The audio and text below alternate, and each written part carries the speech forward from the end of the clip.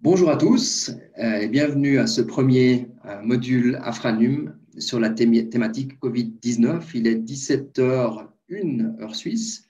Je vous propose donc de commencer cette séance. Suite au franc succès de notre dernière conférence Afravi Dakar, qui a réuni plus de 3500 participants en virtuel, nous avons beaucoup réfléchi au sein de l'Afravi à des méthodes innovantes pour permettre une formation continue sur les thématiques qui sont chères à l'Afravi, donc les hépatites virales, le VIH, la santé sexuelle et les infections émergentes. C'est ainsi qu'est né le concept Afranum, une série de modules de formation numérique avec la participation d'experts francophones, des modules ouverts à tous, gratuits et interactifs. Mon nom, c'est Gilles Vandler, je suis infectiologue à Berne, en Suisse, et puis je suis secrétaire général de l'Afravi depuis quelques mois. Au programme donc de 2021, les modules Afranum, dont 2 modules sur Covid et un module en juin sur les infections sexuellement transmissibles. Nous allons également parler vers la fin de l'année d'autres thématiques, notamment des hépatites virales et des traitements antirétroviraux. Vous retrouverez le programme complet et bien sûr d'autres informations importantes comme les informations pour les inscriptions à ces modules sur le site de l'Afravi. Quelques informations pratiques. Chacun de ces modules sera modéré par 2 membres du comité de pilotage Afravi et inclura 2 ou 3 présentations de 20 à 30 minutes, suivies de séances de questions-réponses.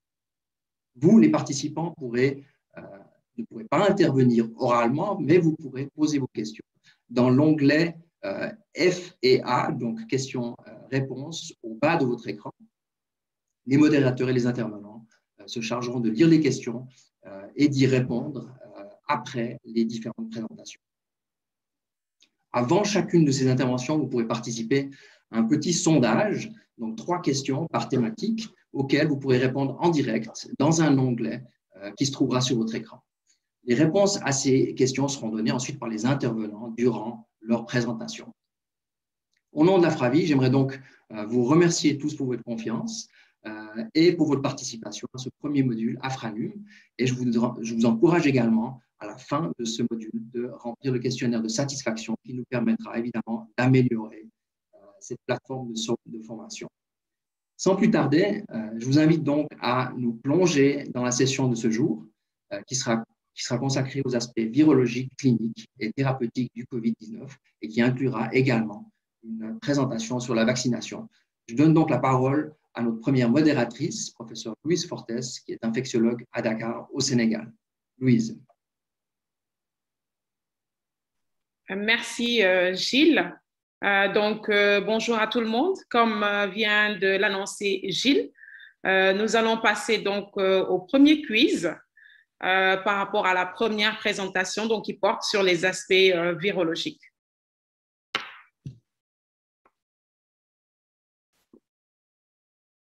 Donc, comme vous le voyez, il y a 3 questions et vous avez 2 minutes pour y répondre. Vous avez vu la première question qui porte sur les variants du SARS-CoV-2, la deuxième question qui porte sur les techniques diagnostiques de lampe PCR et la troisième question qui porte sur les techniques de diagnostic sérologique. Je pense qu'on peut lancer le sondage. On les voit effectivement, mais ce que je propose, c'est qu'on y réponde pendant avec le topo. Là, on voit sur les variants que effectivement, le taux de mutation du SARS-CoV-2 n'est pas plus élevé que celui du VIH. Donc ça, au niveau des variants, il n'y a pas de souci. Au niveau de la lampe PCR, ça, on va en reparler. Ça peut être beaucoup plus rapide. Et ça peut parfois effectivement avoir besoin d'une extraction ou pas. Et effectivement, au niveau de la sérologie, on en reparlera. Voilà, je pense qu'il y aura les questions, voilà, il y aura le point après le topo. Merci Charlotte pour ce point. Donc, nous allons passer à notre première présentation qui porte sur les aspects virologiques de la COVID-19. Et pour cette première présentation, nous avons un duo. La première présentatrice, ce sera professeure Charlotte Charpentier, donc qui vient de faire le point sur le sondage. Donc, Charlotte Charpentier est professeure en virologie à l'hôpital Bichat Claude Bernard à Paris, en France, et à l'Université de médecine de Paris-Diderot. Donc, Charlotte Charpentier est largement impliquée dans la recherche sur le VIH depuis de nombreuses années, en particulier sur les mécanismes de résistance aux médicaments antirétroviraux, dans l'épidémiologie de la résistance aux médicaments, aux antirétroviraux. Elle est également chargée du suivi moléculaire de l'infection à VIH, donc notamment les tests de charge virale et la résistance génotypique de plus de 5000 patients donc infectés par le VIH qui sont suivis dans les unités de maladies infectieuses à l'hôpital Bichat. Elle est membre du groupe de résistance de l'ANRS, du groupe également de l'International AIDS of Society, de USA Mutation, HIV Drug Resistant Mutation Group. Elle est également particulièrement impliquée dans l'infection à VIH en termes de physiopathologie de l'infection à VIH, les mécanismes de résistance, et elle est également impliquée dans les travaux pour papillomavirus, HPV, en particulier en ce qui concerne l'épidémiologie des populations clés dans les pays à ressources limitées. Elle fait partie du groupe de recherche interdisciplinaire HPV mis en place par l'INSERM. Et le deuxième présentateur, toujours sur les aspects virologiques, ce sera un directeur de recherche, Monsieur Ayoudi Ayouba, donc qui est directeur de recherche à l'Institut de recherche et de développement dans le domaine de la recherche. Donc, il travaille dans le domaine de la virologie, de l'épidémiologie moléculaire, des maladies infectieuses réémergentes et émergentes, et la recherche translationnelle dans les pays en développement. Donc, il est enseignant au niveau Master 1 et Master 2 de l'Université de Montpellier, donc depuis 2012, ainsi qu'il participe à plusieurs cours internationaux, notamment le cours international One Health, l'Institut Pasteur, des diplômes interuniversitaires de fin d'études entre les universités de Montpellier et de Yaoundé à Dakar. Il est également responsable de la mise en place et de la coordination du premier programme de prévention de la transmission mère-enfant VIH au Cameroun en 1999 et 2004, ainsi que de la mise en place des tests de résistance aux médicaments anti-VIH à Yaoundé, au Cameroun, et de la coordination des activités dans 3 autres pays, la République centrafricaine, le Vietnam et le Cambodge. Donc, ce sont nos 2 présentateurs. Vous avez la parole pour cette première présentation sur les activités virologiques. Merci beaucoup, Louise. Je vais partager le temps que je vais. Alors, bonjour à tous. Merci je suis ravie de faire participer à cette nouvelle aventure à Franum. Donc, nous, avec Aïdjo, on va vous présenter les actualités virologiques sur le SARS-CoV-2. Alors, peut-être en diaporama, Aïdjo, excuse-moi. Voilà. Tout d'abord, donc mes liens d'intérêt. Quelques mots. Diapositive suivante.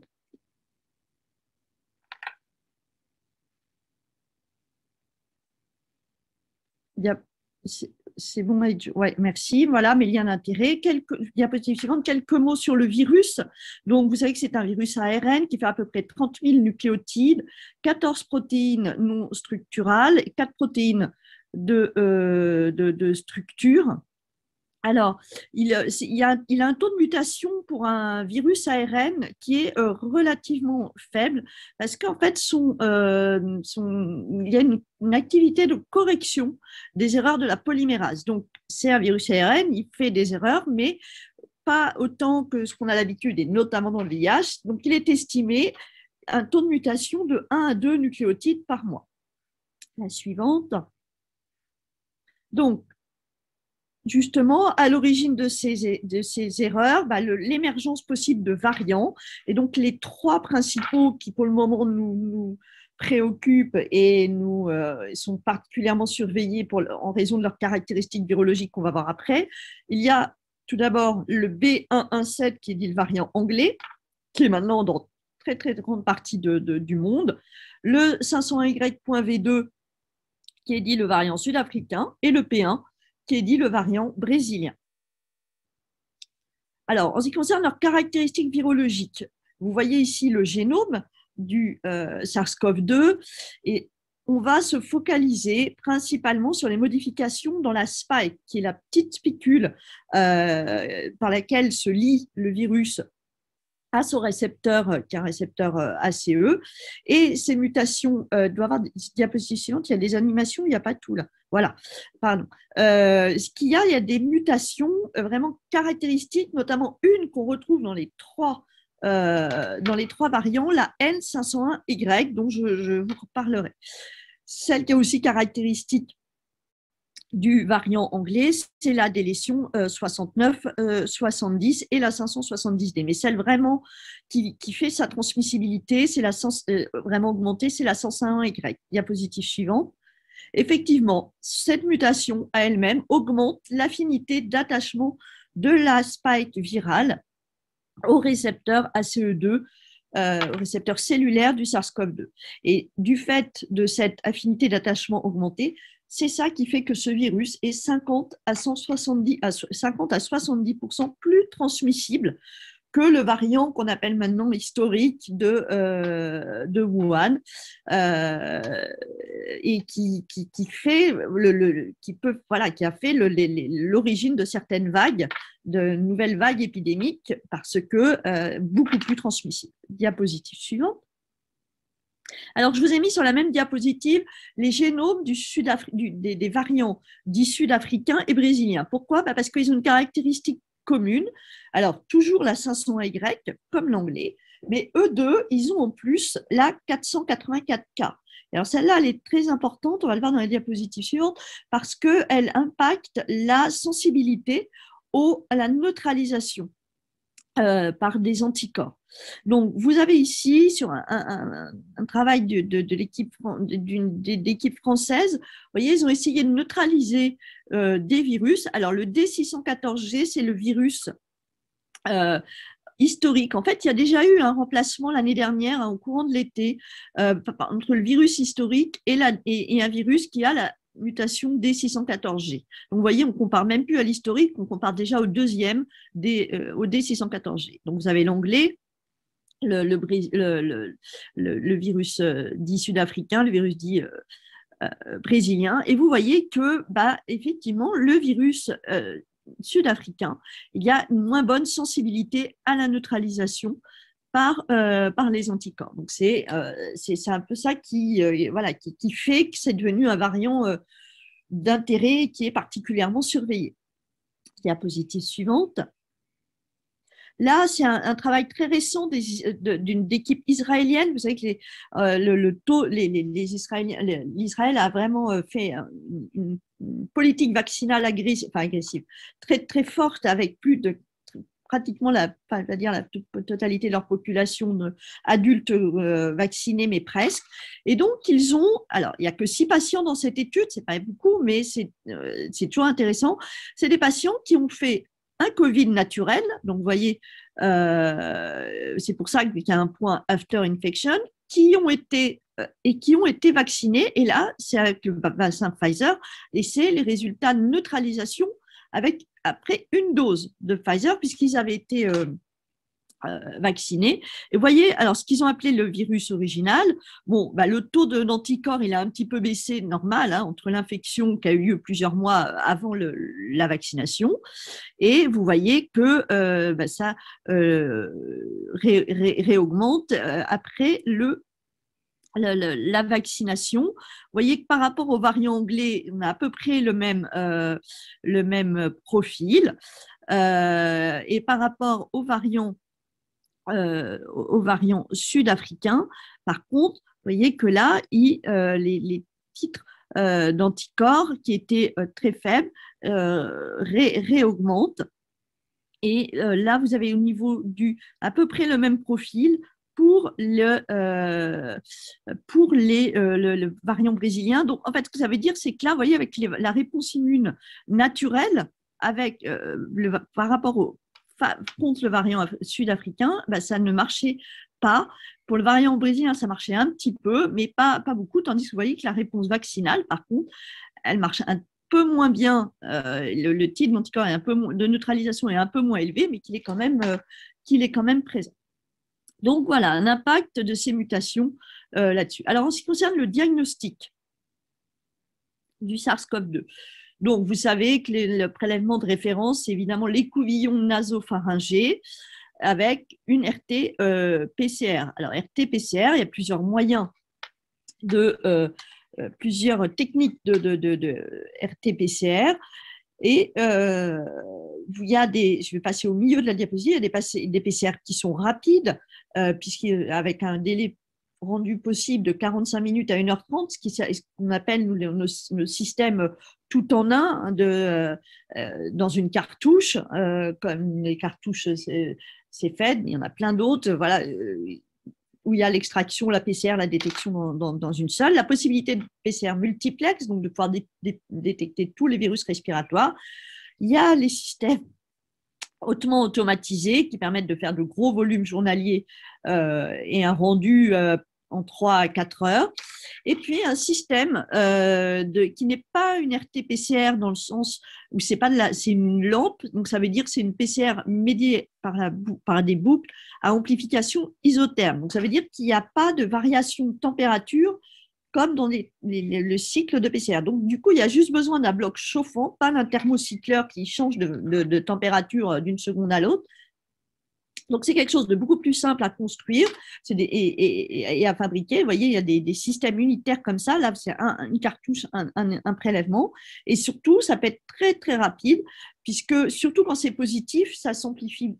Si ça s'amplifie et que c'est positif, ça va sortir en moins de 5 minutes. Pour être sûr que ça soit négatif, il faut attendre un quart d'heure. Et il y a, avec ce système LAMP, beaucoup de systèmes en développement. Je voulais un peu plus détailler dans la diapositive suivante ce système LAMP, pour vous dire qu'en fait, ça marche. Donc, amplification à la même température, il y a finalement énormément d'amorces qui sont mises. Donc, ça va générer beaucoup d'amplification et ces amorces vont créer des boucles. Et en fait, c'est par la formation de ces boucles, c'est ça qui va être détecté en fluorescence. Donc, ça ne nécessite pas de thermocycleur, mais d'un bloc chauffant, ce qui fait que c'est moins coûteux et que ça peut être plus rapide. Diapositive suivante. Alors, ça c'était les RT-PCR, mais on peut détecter l'antigène de la nucléocapside du virus à partir d'un écouvillon nasopharyngé également. Et ça, très souvent, c'est sous forme de tests rapides, comme vous le voyez ici, sur la figure sur la gauche, des petites bandelettes. Donc, c'est de l'immunochromatographie, c'est de la diffusion du prélèvement sur cette bandelette sur laquelle il y a les anticorps. Et alors, la sensibilité est variable parce que c'est vrai qu'il y a eu beaucoup de tests qui ont été antigéniques rapides comme ça, qui ont été développés. Ils ne sont pas tous bons, on ne va pas se le cacher. En général, ils ont une bonne spécificité. Nous, au niveau des critères pour que ça soit retenu et que ça soit utilisable par l'Agence nationale de sécurité des médicaments de l'ANSM en France, c'est un test avec une sensibilité qui doit être supérieure à 80% et surtout une spécificité à plus de 99%, critère de la Haute Autorité de Santé. Voilà, parce que vous voyez, là, je vous ai mis quelques exemples d'un ensemble. Vous voyez qu'il y en a qui ont vraiment une très, très mauvaise sensibilité. Diapositive suivante. Alors, une alternative à l'écouvillon nasopharyngé, ça peut être le prélèvement salivaire. Alors là, il y a eu beaucoup de travaux qui ont été réalisés sur cette matrice qui n'est pas forcément facile à utiliser parce que il y a des contraintes préanalytiques. Déjà, pour que ça soit vraiment le plus efficace, il faut que ça soit une salive. La demi-heure qui précède, il faut que la personne n'ait ni bu, ni mangé, ni fumé. C'est vraiment de la salive, c'est-à-dire le liquide graviculaire au niveau des gencives, hein, ce n'est pas du crachat. Et puis, on peut être amené à faire un tampon de Lise un peu particulier pour avoir un bon système. Donc, nous, maintenant, on a eu des données, mais il faut vraiment que ça soit avec des systèmes particuliers de tampons de Lise, d'extraction et après l'amplification. Nous, c'est limité aux patients symptomatiques non hospitalisés jusqu'à 7 jours après l'apparition des symptômes, mais c'est en deuxième intention, c'est-à-dire que c'est vraiment pour ceux qui ne peuvent pas, chez qui on ne peut pas faire des couvillons nasopharyngés.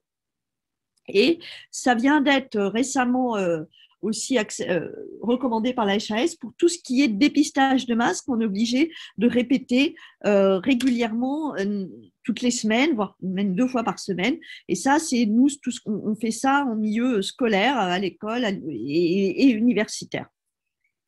Diapositive suivante. Alors, comment ça, c'est pour le diagnostic de l'infection SARS-CoV. Comment on détecte les variants? Est-ce que, notamment les variants qu'on appelle of concern, donc qui pour le moment sont toujours au nombre de 3 que je vous ai présentés, l'anglais, le sud-africain et le brésilien. Eh bien, en fait, nous, on fait des PCR spécifiques. Donc, on fait ce qu'on appelle des PCR de criblage. Donc, PCR qui est spécifique sur la mutation 501. Et vous avez ici, c'est ce qu'on appelle des courbes de température de fusion. Donc, vous voyez qu'ils ne sortent pas, là, c'est, je peux vous le dire, à 54 degrés quand c'est sauvage en position 501, à 58 degrés quand c'est muté avec la Y. Et puis, vous avez le même principe pour la 484. Et puis, la délétion 69. Donc, comme ça nous permet déjà de screener. On sait si c'est un variant anglais. Si la 501 est délétion, c'est un variant anglais. Par contre, si la 501 est 484, on sait que c'est un Brésilien ou un Sud-Africain, mais on ne peut pas, par le criblage, on ne peut pas les différencier. Il faut faire du séquençage pour cela. Diapositive suivante. Les tests sérologiques.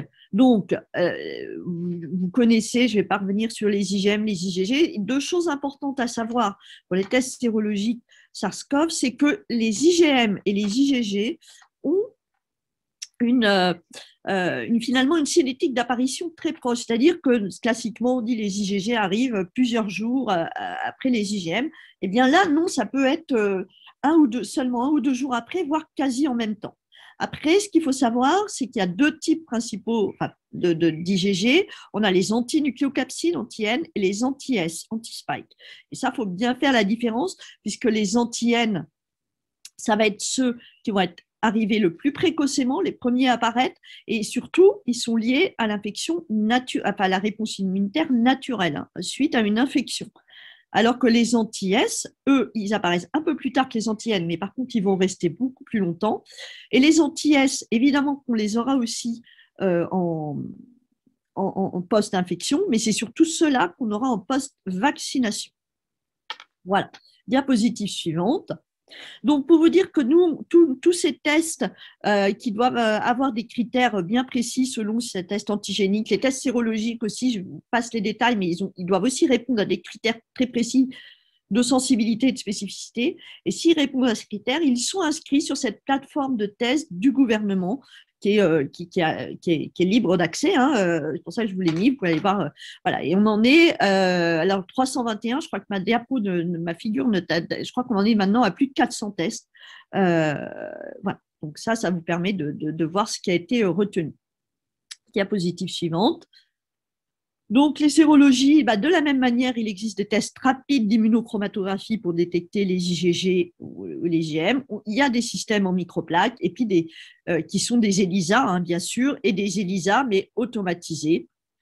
Et par contre, ce qu'il faut savoir en termes d'interprétation de ces sérologies, c'est qu'on n'a pas de titre protecteur encore connu, et de même, la durée de protection n'est pas encore connue. Diapositive suivante. Et voilà, je crois que c'est la dernière, et je vous remercie pour votre attention.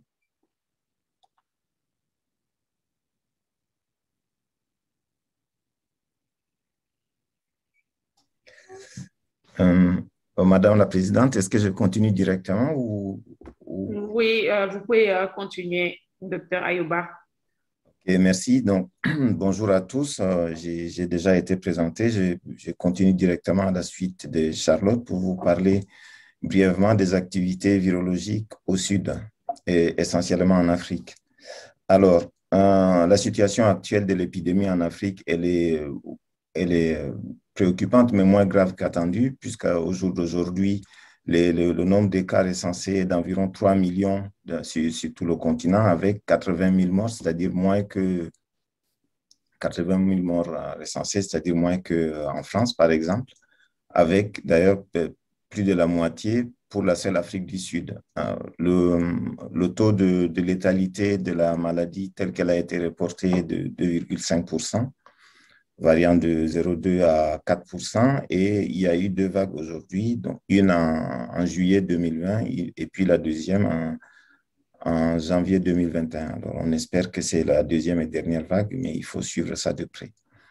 Alors, dans cette intervention, je voudrais aborder trois aspects. D'abord, le diagnostic moléculaire, ensuite, le diagnostic sérologique, ensuite le diagnostic moléculaire et enfin, brièvement, le séquençage.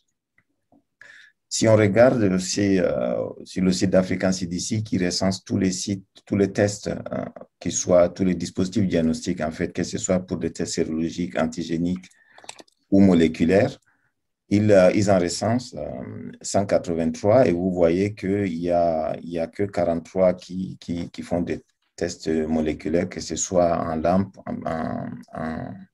ou en PCR temps réel. Il y a 18 qui sont des tests antigéniques et 34 qui font des tests sérologiques. Alors, il y a un certain nombre de dispositifs, 9 en tout, qui sont disponibles et qui sont recensés comme circulant en Afrique. Si on élargit un peu le spectre, on regarde, parce que ces tests-là qui sont recensés par l'African CDC, en fait, c'est un sous-ensemble de ceux qui sont recensés par FIND, qui est un organisme que beaucoup d'entre vous connaissent, qui recense et qui évalue, c'est vraiment très complet.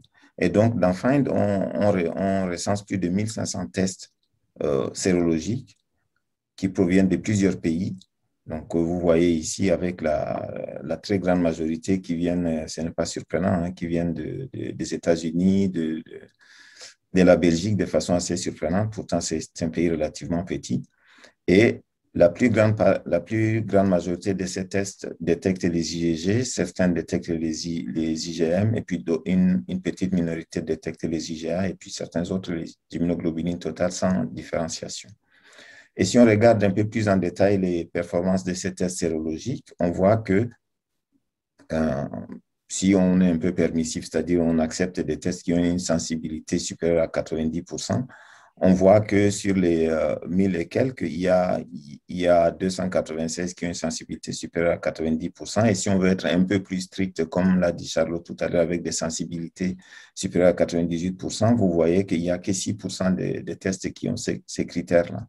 Et pour la spécificité, c'est un peu la même tendance. Et si on veut des tests qui ont une spécificité supérieure à 98%, on n'en recense que 21%. Et pour certains de ces tests commercialisés qui sont utilisés, ont été validés sur une trentaine d'échantillons, par exemple. C'est ce qui est assez scandaleux.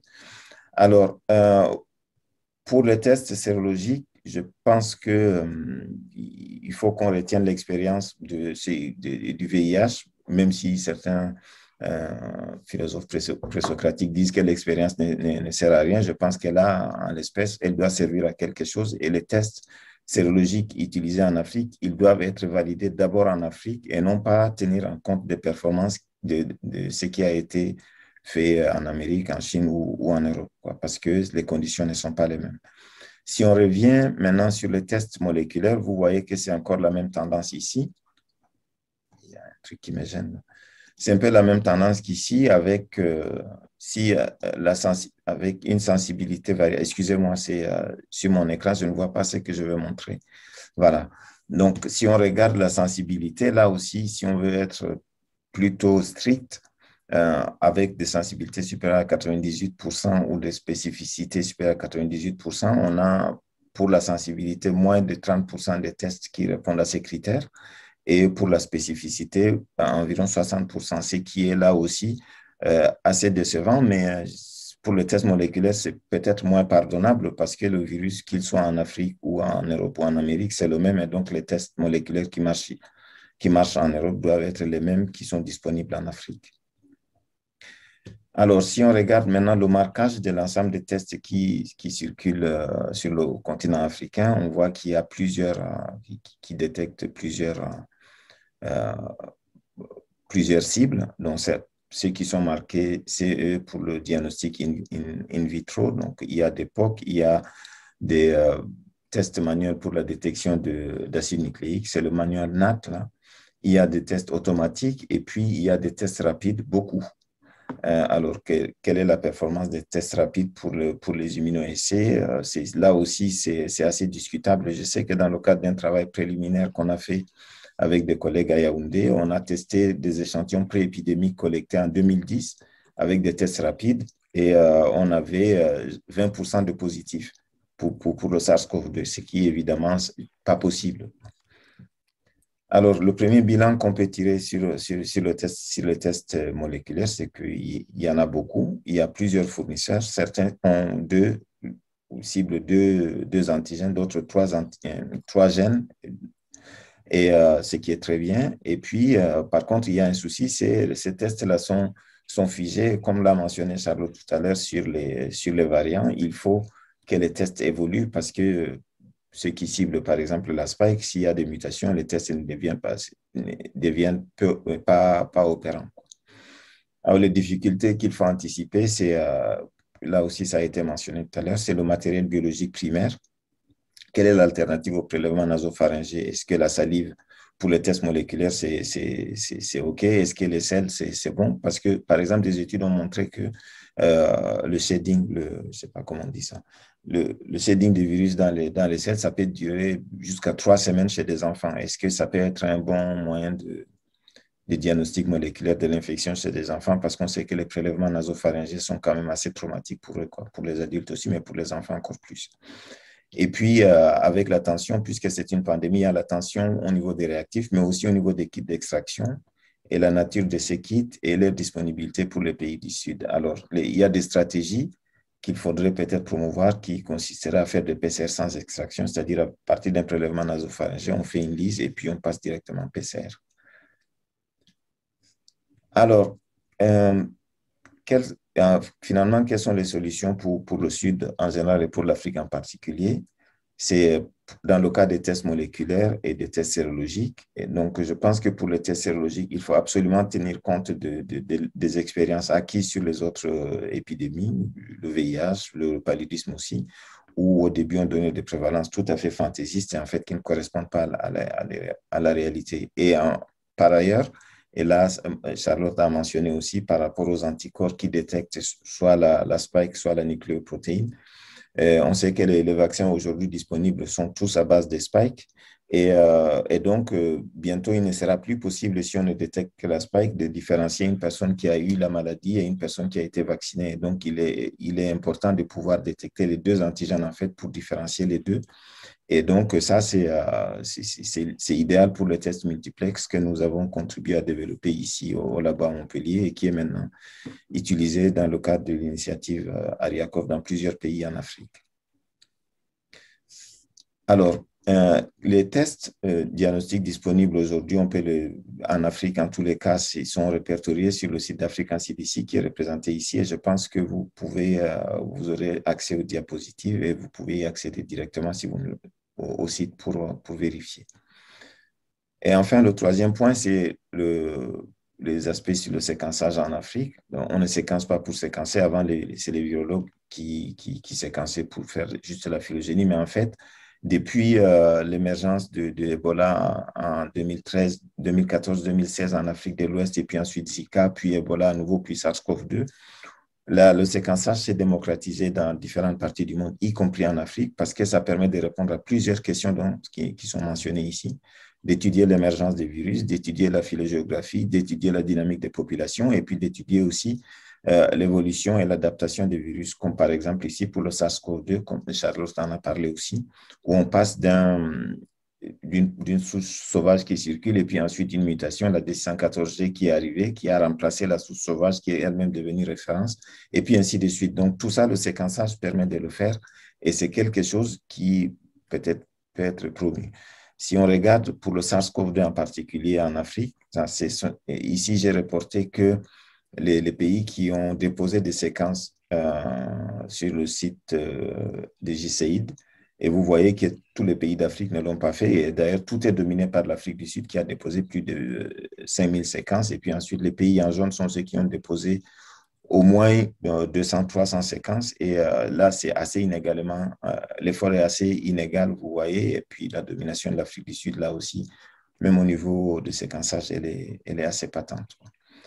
Et avec le variant sud-africain et avec cette carte-là, pour finir, vous voyez que l'Afrique du Sud Johannesburg en particulier, est un hub de transport aérien.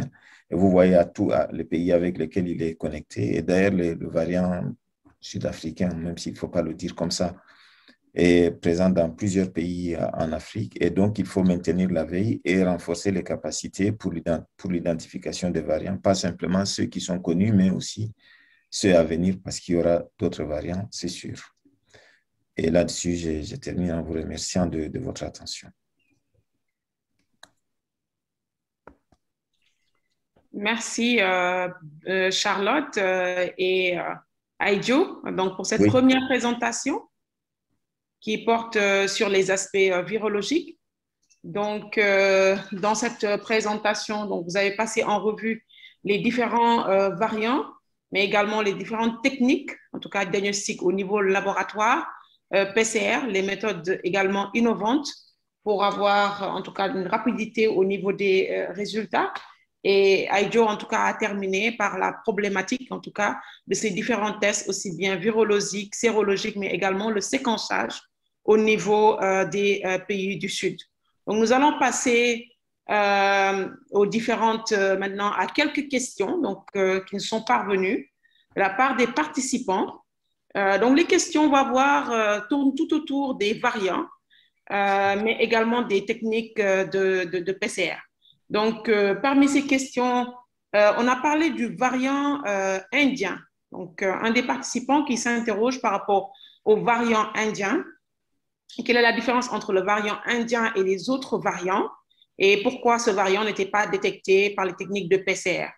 Et quel est également le niveau de différence entre le variant sud-africain et le variant brésilien? Alors, pour le variant indien, il a également une mutation en 484, mais ce n'est pas une 484K, c'est une 484Q. Et il est associé, cette mutation, elle est associée à une mutation en 452R qu'on avait vu dans le variant californien. Et ces deux mutations qui semblent, la 452 aussi, impacter la neutralisation, la capacité de neutralisation des anticorps. Et quant à la différence entre le variant sud-africain et brésilien, c'était ça, hein, on est obligé, on ne peut, effectivement, pour avoir la différence, il faut faire un séquençage. C'est-à-dire que par le criblage, on peut pas, ça ne suffit pas parce qu'elles ont toutes les deux la 484 et la 501. Donc, il y a d'autres différences hein, en 417, en 80, enfin bon, voilà. Mais il faut faire, pour ça, pour le différencier, il faut faire du séquençage.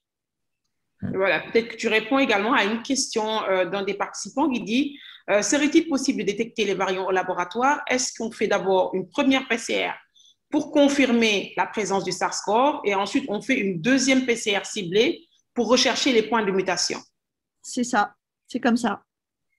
Okay. Ça c'est effectivement bon pour les variants connus. Si c'est des variants pas connus, on est obligé, parce que pour l'instant, il y a des variants dans la spike qui sont importants pour l'entrée du virus, pour sa diffusion et tout ça. Mais on peut imaginer qu'il y a des variants dans d'autres régions dans d'autres génomes, dans d'autres parties du génome viral qui ont une influence sur la pathogénicité, sur le portage à long terme et sur d'autres aspects de la virologie, quoi. Donc, en fait, les participants également, il y en a un qui s'inquiète, vu qu'on ne connaît pas tous les variants, ils se posent la question comment les nouveaux variants seraient-ils détectés hors les classiques, par exemple le variant breton et quelqu'un d'autre qui dit quelle est l'utilité du vaccin si on ne diagnostique pas toutes les souches, en tout cas circulantes. Et déjà, voilà. Pour la détection des variants, c'est un programme de surveillance. Donc, sur un échantillon de quelques pourcents des prélèvements positifs, de faire du séquençage aléatoire en termes de surveillance, comme on surveille le virus de la grippe. Voilà. Nous, c'est ce qui se fait au niveau français, bien sûr, mais aussi européen. Si je peux juste ajouter, c'est que le séquençage n'est pas la réponse à tout. En fait, c'est vraiment, il faut que ce soit en association avec les cliniciens, avec les épidémiologistes. Il faut qu'il y ait une raison de suspecter qu'il y a quelque chose d'anormal qui se passe, par exemple une augmentation du nombre de cas ou un changement de cible. C'est-à-dire si c'était plutôt des personnes âgées, puis subitement on voit que c'est des jeunes qui sont de plus en plus… Là, on se pose des questions sur la mutation du virus, sur l'émergence des nouveaux variants. Et dans ces cas-là, on met les efforts pour en connaître la cause. OK. Un des participants, donc si le titre protecteur n'est pas connu, comment certains patients ont fait le titrage pour savoir s'ils sont protégés?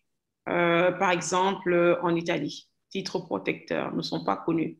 Pourquoi chez les patients on fait le titrage?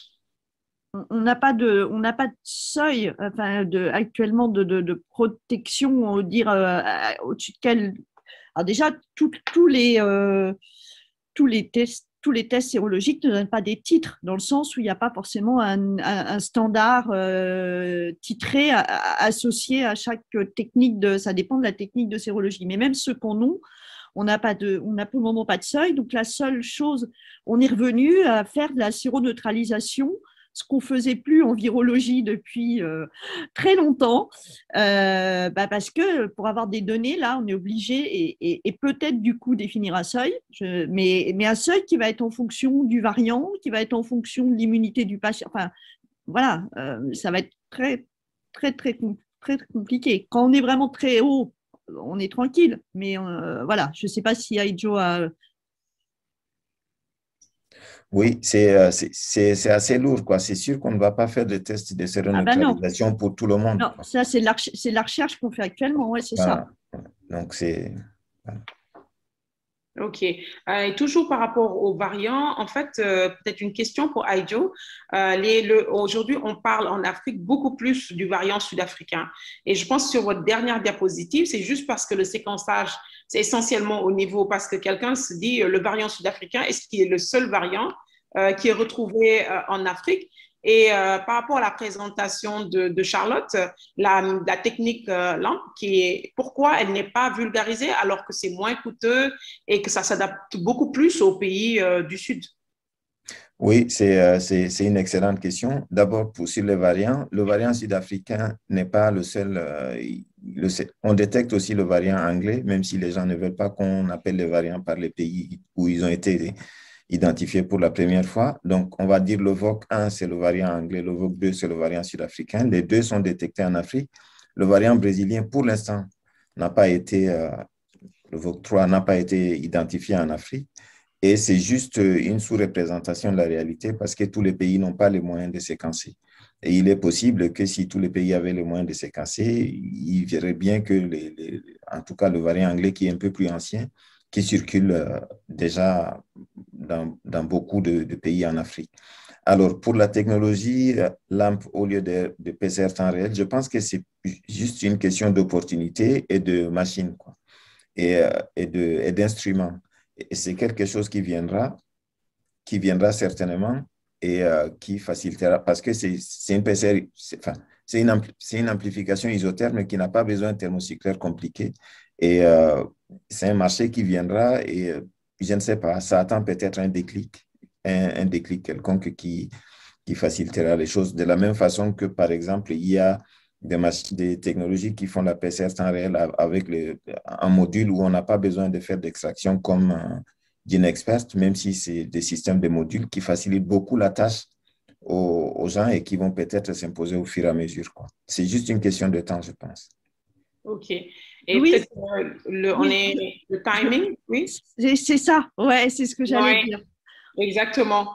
Je vois Donc, je vois qu'il y a encore très nombreuses questions et c'est super. Ce que je vous propose, c'est qu'on va y répondre avec Aïdjo sur. On va y répondre le QR parce qu'on a encore deux super présentations à venir.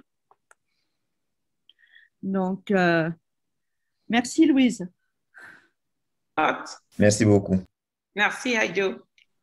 Alors, donc j'ai maintenant le plaisir et je le remercie beaucoup d'avoir accepté notre invitation donc de présenter Guillaume Martin Blondel, qui est professeur de maladies infectieuses au CHU de Toulouse. Et il est responsable de l'unité de soins intensifs en maladies infectieuses et tropicales. Et il s'est fortement investi, comme tous ses collègues, dans cette pandémie. Et donc, il a accepté de nous faire les actualités cliniques et thérapeutiques. Je le remercie encore une fois. À toi, Guillaume. Merci beaucoup. Madame Charpentier, est-ce que vous voulez faire un quiz d'abord ou pas? Alors, oui. Dire les questions rapidement et puis avant de passer à la présentation. Donc, 3 questions que l'on vous pose. Parmi les caractéristiques suivantes, lesquelles sont considérées comme des facteurs de risque de forme sévère de la COVID-19? Le sexe féminin, avoir reçu un traitement par rituximab, avoir une obésité ou être porteur d'un diabète sucré. Deuxième question, quelles sont les propositions justes au sujet du variant VOC1 pour reprendre la terminologie utilisée, soit le variant UK, bref. Il reste à l'heure actuelle très minoritaire en Europe. Il est associé à une transmissibilité accrue. Il est associé à une inefficacité vaccinale après une vaccination par un vaccin ARN messager. Il est résistant à tous les anticorps monoclonaux anti-SARS-CoV-2 actuellement disponibles. Troisième question. En France, parce que je parle ici des recommandations françaises, la prise en charge thérapeutique consensuelle d'un patient de 65 ans immunocompétent, atteint d'une obésité et hospitalisé pour une COVID-19 à J8 du début des symptômes avec oxygénodépendance modérée repose sur une corticothérapie par dexaméthasone, une antibiothérapie antibactérienne systématique, une anticoagulation préventive renforcée ou une transfusion de plasma de convalescent. Mais sur les facteurs de risque de forme sévère, on retiendra l'obésité, le diabète et avoir reçu un traitement par rituximab. Donc, je ne comprends pas bien la réponse en question, mais bon. Pour le deuxième, une transmissibilité accrue chez un variant maintenant minoritaire en Europe. Et la prise en charge en France pour ce patient, la dexaméthasone, pas d'antibiothérapie systématique, une anticoagulation préventive renforcée, oui, mais pas de transfusion de plasma de convalescent, on va en parler. Très bien. Donc, je vais débuter. Merci beaucoup de l'invitation. Je suis ravi que le service des maladies infectieuses et tropicales du CHU de Toulouse soit représenté aujourd'hui pour vous parler d'actualité clinique et thérapeutique dans la prise en charge de la COVID-19. Et Madame Charpentier m'a demandé de faire quelques brefs rappels, de parler de l'impact des variants et de ce qui est recommandé en France en termes de prise en charge thérapeutique. Voici mes liens d'intérêt. Donc, je vais aborder des brefs rappels sur les variants, sur le Covid-19, puis parler des variants, la prise en charge thérapeutique, et je parlerai ensuite de 2 perspectives en cours d'évaluation. Je ne reviendrai pas sur les données virologiques, mais sur des données finalement cliniques. La transmission du SARS-CoV-2 par voie aérienne se fait par gouttelettes principalement, même si une transmission aérosol est possible dans certains cas. On s'aperçoit que la majorité des transmissions se fait en phase présymptomatique pendant une période d'incubation asymptomatique en médiane de 5 jours. L'infectiosité après le début des symptômes devenant faible à nulle, en tout cas chez l'immunocompétent, 8 à 10 jours après le début des symptômes. Le coefficient de reproduction, qui est finalement une donnée relativement dynamique, varie entre 2 et 5,5 en fonction de la situation dans laquelle on se place. Fort heureusement, la majeure partie des patients, 80%, vont présenter une forme soit asymptomatique, soit très modérée, avec dans la cohorte ISARIC, qui est une cohorte qui va regrouper plusieurs centaines de milliers de patients comme symptomatologie principale de la fièvre et des signes respiratoires sous la forme de toux et de dyspnée, associés à un panel relativement large de symptômes ensuite, des troubles neurologiques, notamment chez les sujets âgés, des troubles digestifs, notamment chez les enfants et les sujets âgés, et le cortège habituel de l'infection virale avec les douleurs articulaires, musculaires, les céphalées, et l'altération tellement spécifique finalement de l'odorat et du goût. 14% des patients vont présenter une forme sévère nécessitant une oxygénothérapie, et ces patients hospitalisés oxygénodépendants vont avoir ce pattern radiologique maintenant classique qu'on a appris à reconnaître maintenant très bien, c'est-à-dire cet aspect en verre dépoli après dominance sous-pleurale qui est vraiment caractéristique, avec, j'ai mis ici une image après injection de produits contrastes iodés, les complications thromboemboliques qu'on est obligé d'aller rechercher régulièrement parce que la prévalence, notamment en soins intensifs réanimation, est relativement importante. 5% des patients vont présenter une forme critique avec un certain nombre de détresse respiratoire aiguë. Et quand on regarde les facteurs de risque de forme sévère, on va avoir l'âge principalement, qui est vraiment le facteur le plus important, le sexe masculin plus que le sexe féminin, et les comorbidités métaboliques, cardio-respiratoires, et enfin l'immunodépression. Et parmi les types d'immunodépression, notamment les patients recevant un traitement par rituximab, raison pour laquelle je l'évoquais dans le quiz. Concernant l'impact des variants, je vais passer rapidement parce que Mme Charpentier en a beaucoup parlé, mais vous avez ici une cartographie au cours du temps de l'évolution des différents variants. Comme vous pouvez le voir, c'est quelque chose qu'on connaît depuis 2020, mais qui est très médiatisé depuis fin 2020 avec l'émergence du variant VOC1, VOC2, VOC3. Le VOC1 s'étant établi en Europe, le VOC2 en Afrique du Sud, le VOC3 en Amérique du Sud, et avec la dissémination en lien avec les voyages, bien sûr, une alimentation qui a contribué à la dispersion du VOC1 et on le craint qui va contribuer à la dispersion du VOC2. La question, c'est l'influence de ces variants sur la transmissibilité, sur l'histoire naturelle et la mortalité, et sur la réponse au traitement et au vaccin. Madame Charpentier en a parlé un petit peu et je reviendrai brièvement dessus. Quand on parle d'ailleurs de ces variants, on va avoir des données relativement solides maintenant pour le VOC1, avec une transmissibilité dans plusieurs études au Royaume-Uni et en France qui montrent une augmentation de la transmissibilité de 52 à 75%, vraisemblablement à mettre en rapport avec une charge virale nasopharyngée de 0,5 log supérieure par rapport aux variants historiques. Quand on regarde l'impact sur la durée des symptômes, le risque d'hospitalisation et le risque de décès, c'est plus compliqué à interpréter. Il y a une étude au Royaume-Uni sur questionnaire qui ne montre pas d'impact variant historique, variant VOC1 sur la durée des symptômes. Il y a une étude de cohorte au Danemark en termes de risque d'hospitalisation qui va montrer une augmentation de l'odds ratio du risque d'hospitalisation de 1,64. Il y a deux études au Royaume-Uni, une étude cas témoin et une étude de cohorte, qui sont des études basées sur des PCR réalisés dans la communauté, qui va montrer une augmentation de l'hazard ratio de décès de manière significative à 1,64 et 1,67. Et je vous montre cette étude-là, qui montre ici un excès de risque en lien avec le VOC1 en fonction de l'âge et du nombre de comorbidités. Et vous voyez quelque chose qui fait sens, une augmentation du risque de l'excès de risque de décès de quelques pourcents, surtout chez les sujets les plus âgés et les plus comorbides. Maintenant, il y a peut-être des limites dans ces études-là. C'est basé sur des données virologiques qui ne sont pas du séquençage et dans un contexte de tension structurelle au Royaume-Uni à ce moment-là, qui peut éventuellement avoir induit un biais d'interprétation de ces données-là. Il y a en effet une étude de cohorte basée sur des données hospitalières au Royaume-Uni qui ne va pas montrer d'augmentation du risque relatif de décès, que ce soit chez les moins de 59 ans, les 60-74 et les plus de 75 ans, en termes de risque de décès en rouge, de forme sévère en saumon et de forme non sévère. Pas de différence de répartition entre variant historique et variant anglais.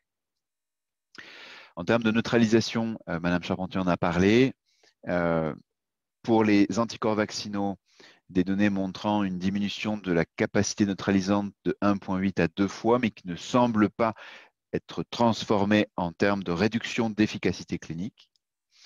Un taux de réinfection chez des patients préalablement infectés avec un variant historique qui paraît très faible, 0,7% dans un travail anglais récemment rapporté, et pas de diminution d'efficacité des anticorps monoclonaux utilisés en thérapeutique actuellement.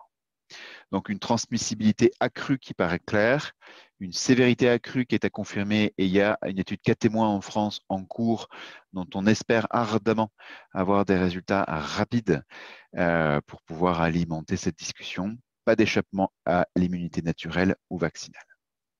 On a beaucoup moins de données sur les variants VOC2 et VOC3, des préprints qui laissent penser à une augmentation de la transmissibilité en Afrique du Sud et au Brésil, mais pas à ma connaissance de données en termes de risque d'hospitalisation et en termes de risque de décès. En termes d'efficacité vaccinale, on a ces données synthétisées dans un papier d'Abdul Karim dans le New England il y a 2 semaines, je crois, pour les vaccins ARN messagers ici, le B11.7, le VOC1, le VOC2 et dans le VOC3 ici et le VOC2, une diminution qui semble plus marquée du caractère neutralisant pour les vaccins ARN messagers et une réduction relativement drastique pour le vaccin AstraZeneca. Madame Autran en parlera juste après moi. Concernant les anticorps monoclonaux, dont je vais avoir l'occasion de parler parce que c'est une piste thérapeutique, vous avez ici l'inhibition in vitro en fonction de la concentration pour différents anticorps utilisés, le casirivimab, l'indevimab, le BAM, l'anivimab, je ne citerai que ces 3-là. Pour le variant wild type historique en gris, le VOC1 en bleu, le VOC2 en bleu clair et le VOC3 en violet. Pas de différence pour l'indevimab, mais un impact pour le casirivimab et le BAM, l'anivimab, qui fait que en France, il faut avoir les données virologiques pour décider ou non de l'utilisation de ces traitements, au moins dans certaines régions. En deuxième partie, je vais parler de la prise en charge thérapeutique. Nous vivons dans ce paradigme que vous retrouvez bien décrit dans ce papier de Gandhi dans le New England qui date de fin 2020, mais qui n'a pas trop changé. Un spectre des patients asymptomatiques vers les patients les plus sévères, en fonction d'une chronologie avec une première semaine en lien avec la réplication virale, puis une deuxième semaine, même si évidemment ça ne bascule pas à J7, mais éventuellement avec un certain flou, vers une phase pro-inflammatoire, avec un besoin de traitement antiviral en première semaine et de traitement anti-inflammatoire en deuxième semaine. Je vais vous présenter les données simplifiées issues des recommandations du Haut Conseil de santé publique français en date du 23 mars 2021, avec des données sur le standard of care et sur les traitements spécifiques. Et vous pouvez retrouver ce rapport sur ce lien. Le standard of care est, pour être honnête, clairement ce que l'on pratique le plus, et je m'occupe quasiment à plein temps de patients Covid depuis 1 an maintenant. L'oxygénothérapie adaptée en fonction du degré de saturation des patients, avec une cible au-dessus de 94% pour des patients non BPCO et une cible entre 92 et 96 chez les patients, entre 88 et 92% chez les patients BPCO. On a assisté en France à la démocratisation de l'oxygénothérapie à haut débit nasal qui permet clairement de passer des caps sans avoir à intuber des patients, toujours en lien avec les réanimateurs, parce que l'oxygénothérapie à haut débit nasal est une arme à double tranchant.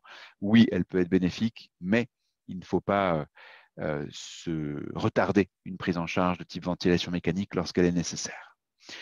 Un vrai intérêt du décubitus ventral vigile que clairement je pratique maintenant au quotidien. Vous avez ici une publication ici du JAMA en 2020 où vous avez la saturation en oxygène d'un petit nombre de patients. Il n'y a pas d'étude randomisée à vous montrer, mais cette étude de vraie vie qui me semble vraiment représenter ce que je vis au quotidien.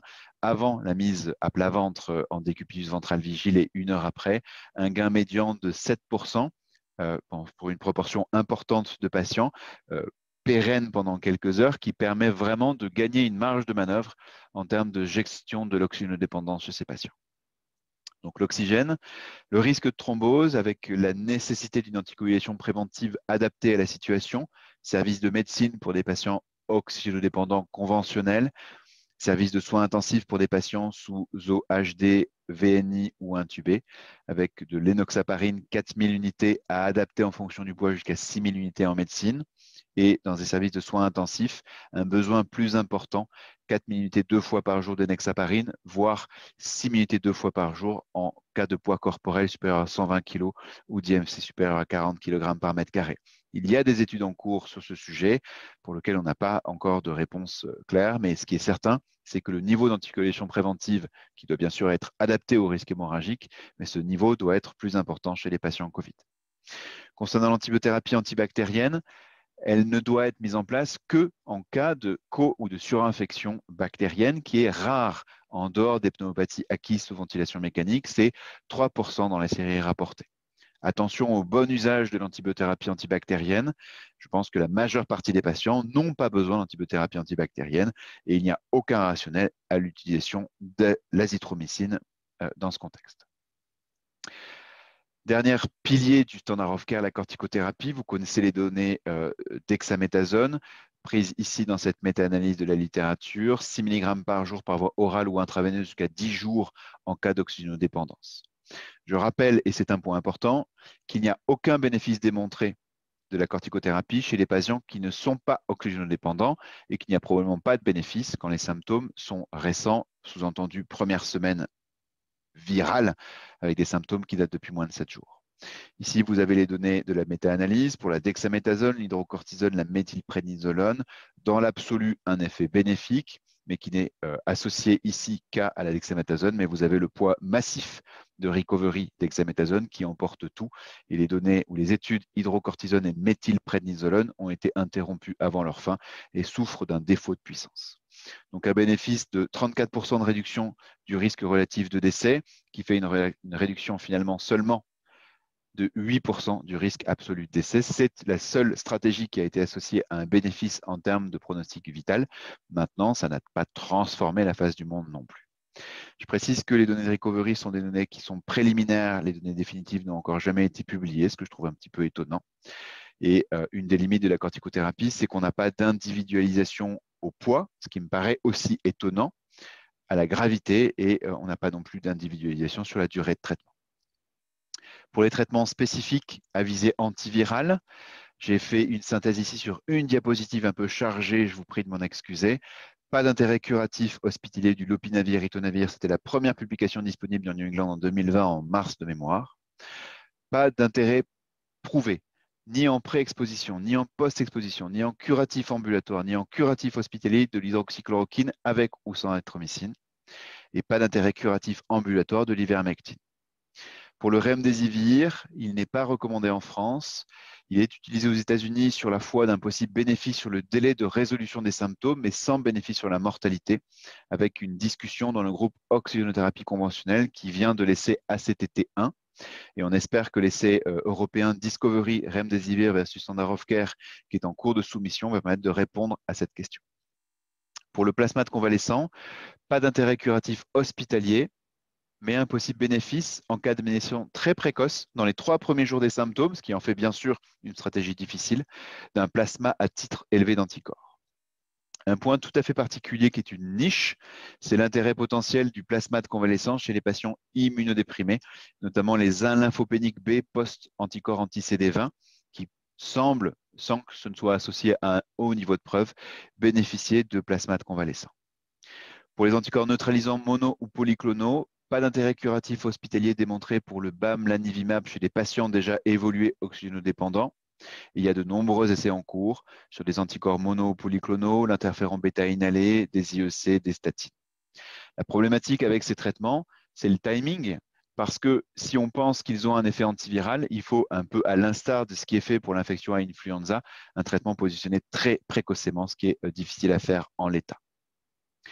Pour les traitements spécifiques, je ne parlerai ici que du tocilizumab, qui est un antagoniste du récepteur de l'interleukine 6. La littérature qui est dense et difficile à interpréter du fait de l'hétérogénéité de la typologie des patients, des critères de jugement, mais aussi de la limite des essais plateformes adaptatives comme Recovery qui ont aussi leurs limites, même s'ils ont leurs avantages. Le Haut Conseil de santé publique, en date du 23 mars, recommande de ne pas prescrire le toci en dehors d'essais cliniques, de ne pas prescrire le toci chez les personnes fortement immunodéprimées et de réaliser de nouveaux essais pour essayer d'identifier la typologie des patients qui pourraient bénéficier de cette approche-là. Toutefois, l'utilisation en France reste envisageable après discussion collégiale en cas d'aggravation chez les patients qui présentent un état dit hyperinflammatoire sur la foi de la fièvre persistante, de paramètres biologiques inflammatoires élevés, en dépit d'un traitement standard of care comprenant des corticoïdes débutés depuis, et dans notre expérience, 24 à 48 heures avant, quand ils sont en échec de cette prise en charge-là. Mais je n'ai pas d'éléments de fort niveau de preuve pour vous dire que c'est bénéfique ici. 2 stratégies en cours de développement, les anticorps monoclonaux anti-SARS-CoV-2, qui sont des IgG1 anti-spike, utilisés dans le traitement précoce ambulatoire des formes légères à modérées, en prévention de l'aggravation et de l'hospitalisation ou du décès. Il y a 2 stratégies actuellement, le bamlanivimab associé à l'étezevimab ou le casirivimab associé à l'indevimab. Je vais passer rapidement parce que je ne veux pas prendre de retard, mais il y a des essais de phase 3 qui ont été présentés à la CROI mi-mars, montrant un bénéfice, s'il est confirmé avec une publication, en termes de réduction du risque d'hospitalisation ou de décès dans le mois qui suit, bénéfice qui est statistiquement significatif pour les 2 stratégies. Cette perspective thérapeutique bénéficie en France d'une ATU de cohorte qui permet, chez des patients éligibles dans les 5 premiers jours des symptômes, d'utiliser ces traitements-là. Dernière stratégie, le molnupiravir, qui est un antiviral, un inhibiteur d'ARN polymérase, qui induit une mutagénèse létale et qui est actif sur les virus à ARN. On dispose de données précliniques et d'un essai de phase 1 sur volontaires sains, avec des données précliniques intéressantes dans les modèles animaux et des données rassurantes sur le plan innocuité. Il y a eu une présentation à la CROI mi-mars sur un essai de phase 2 chez des adultes symptomatiques depuis moins de 7 jours, dans les 4 premiers jours du diagnostic, ayant testé 200, 400, 800 mg de molnupiravir 2 fois par jour pendant 5 jours avec un monitoring virologique. Et il présente ici les données virologiques sur 78 patients qui ont une culture virale positive à l'inclusion. Et ils analysent ici la positivité de la PCR sur les surnageants de culture. Ici, pouler les 3 doses à J3 et J5 entre les patients placebo en bleu et molnupiravir en vert. Pas de différence à J3, mais 0 sur 47 cultures positives à J5 dans le groupe molnupiravir versus 25% dans le groupe placebo. C'est plus difficile quand on regarde dose par dose parce que l'effectif est faible, mais la dose choisie a été de 800 mg avec 0 sur 23 à J5 versus 3 sur 10 dans le groupe placebo. Probablement que cette molécule va être associée à un positionnement précoce et il y a un essai de phase 3 qui est en train de démarrer à la dose de 800 mg 2 fois par jour en traitement précoce ambulatoire dans les formes légères à modérées. Un mot des thromboses post-vaccinales. Vous savez que c'est une problématique qui est émergente depuis mi-mars, avec notamment les vaccins vectorisés viraux adénovirus. C'est un événement exceptionnel et si j'ai bien compté, ça ferait 4 pour 1 million, ce qui fait un rapport bénéfice-risque de la stratégie vaccinale dans le contexte actuel fortement bénéfique, mais évidemment catastrophique quand ça tombe sur l'individu. Des thromboses dans un contexte de thrombopénie immunologique prothrombotique associée à des anticorps anti-PF4 que l'on va proposer de traiter par IGIV, anticoagulation non basée sur de l'héparine et éventuellement corticothérapie. Je conclus ici en disant qu'on est vraiment dans l'incertitude sur l'évolution à court et moyen terme de la ou des pandémies quand on parle des variants viraux et qu'on a besoin d'une immunité vaccinale par des vaccins réadaptés à l'évolution virale dans les mois, années qui viennent. Il est nécessaire pour le clinicien d'individualiser la prise en charge avec un besoin qui n'est pour l'instant pas pourvu d'un traitement antiviral positionné précocement dès l'apparition des symptômes. Seuls les corticoïdes ont prouvé leur efficacité, mais une personnalisation est nécessaire. La place du tolicilizumab est extrêmement difficile à préciser actuellement. Et je vous laisse lire cette phrase pour ne pas vous dévoiler mon excellent accent anglais, mais qui est vraiment ce que je vis depuis 1 an. L'incertitude est quelque chose que j'ai trouvé difficile pour un infectiologue à manager dans la dernière année, mais peut-être que ça fait partie des choses que l'on doit apprendre. Je vous remercie de votre attention. Merci beaucoup, Guillaume, pour cette très belle présentation et bien complète. Alors, on a plusieurs questions. Donc, je vais tout de suite. Une question sur l'initiation par du dexaméthasone légèrement en amont de la phase floue, passage inflammatoire. La seule chose que je sais, c'est que les patients qui n'ont pas encore besoin d'oxygène, dans la méta-analyse de l'OMS, la corticothérapie n'était pas associée à un bénéfice, voire à une tendance, à un surrisque de mortalité. Une tendance, 1,19 de mémoire, ce qui ne fait pas un résultat significatif, mais quand même. Je pense que les patients, je pense qu'on ne sait pas ce qu'on fait quand on met des corticoïdes en préventif, et c'est une attitude qui est régulièrement faite en France, en préhospitalier, j'allais dire. Je ne sais pas si on est délétère ou pas dans ce contexte-là. En tout cas, il n'y a aucune donnée pour montrer qu'on est bénéfique dans ce contexte-là. Et un infectiologue est plutôt toujours réticent à prescrire des corticoïdes quand il n'a pas un bénéfice associé à ça. On va en rester aux choses simples. La corticothérapie en maladie infectieuse, c'est bénéfique dans certaines situations. On les connaît, la pneumocystose, la tuberculose, maintenant le Covid-19 en deuxième semaine. Je ne crois pas que l'on ait des données pour proposer de la corticothérapie en pré-oxygénodépendance pour ces patients en première semaine qui ont, je le rappelle, une infection virale évolutive. Ok, merci. Une question sur la stratégie de traitement Covid long. Merci de cette question à laquelle je ne sais pas répondre. Ben, je ne crois pas que c'est de... Oui, c'est ça. Je crois qu'on ne sait pas encore répondre à cette question. L'expérience que j'en ai, qui est modeste parce que depuis 1 an, j'ai surtout vu des Covid aigus et assez peu de patients ayant des symptômes persistants parce qu'ils ont assez peu accès à l'hôpital, en tout cas à Toulouse, parce qu'on n'a pas su s'organiser et parce qu'on est en train de gérer du Covid aigu. Donc j'ai assez peu d'expérience. Et donc je ne vais pas pouvoir répondre à la question. Je suis désolé. Non, non. Alors après, une dernière question. Est-ce que tu as une recommandation spéciale par rapport aux populations VIH?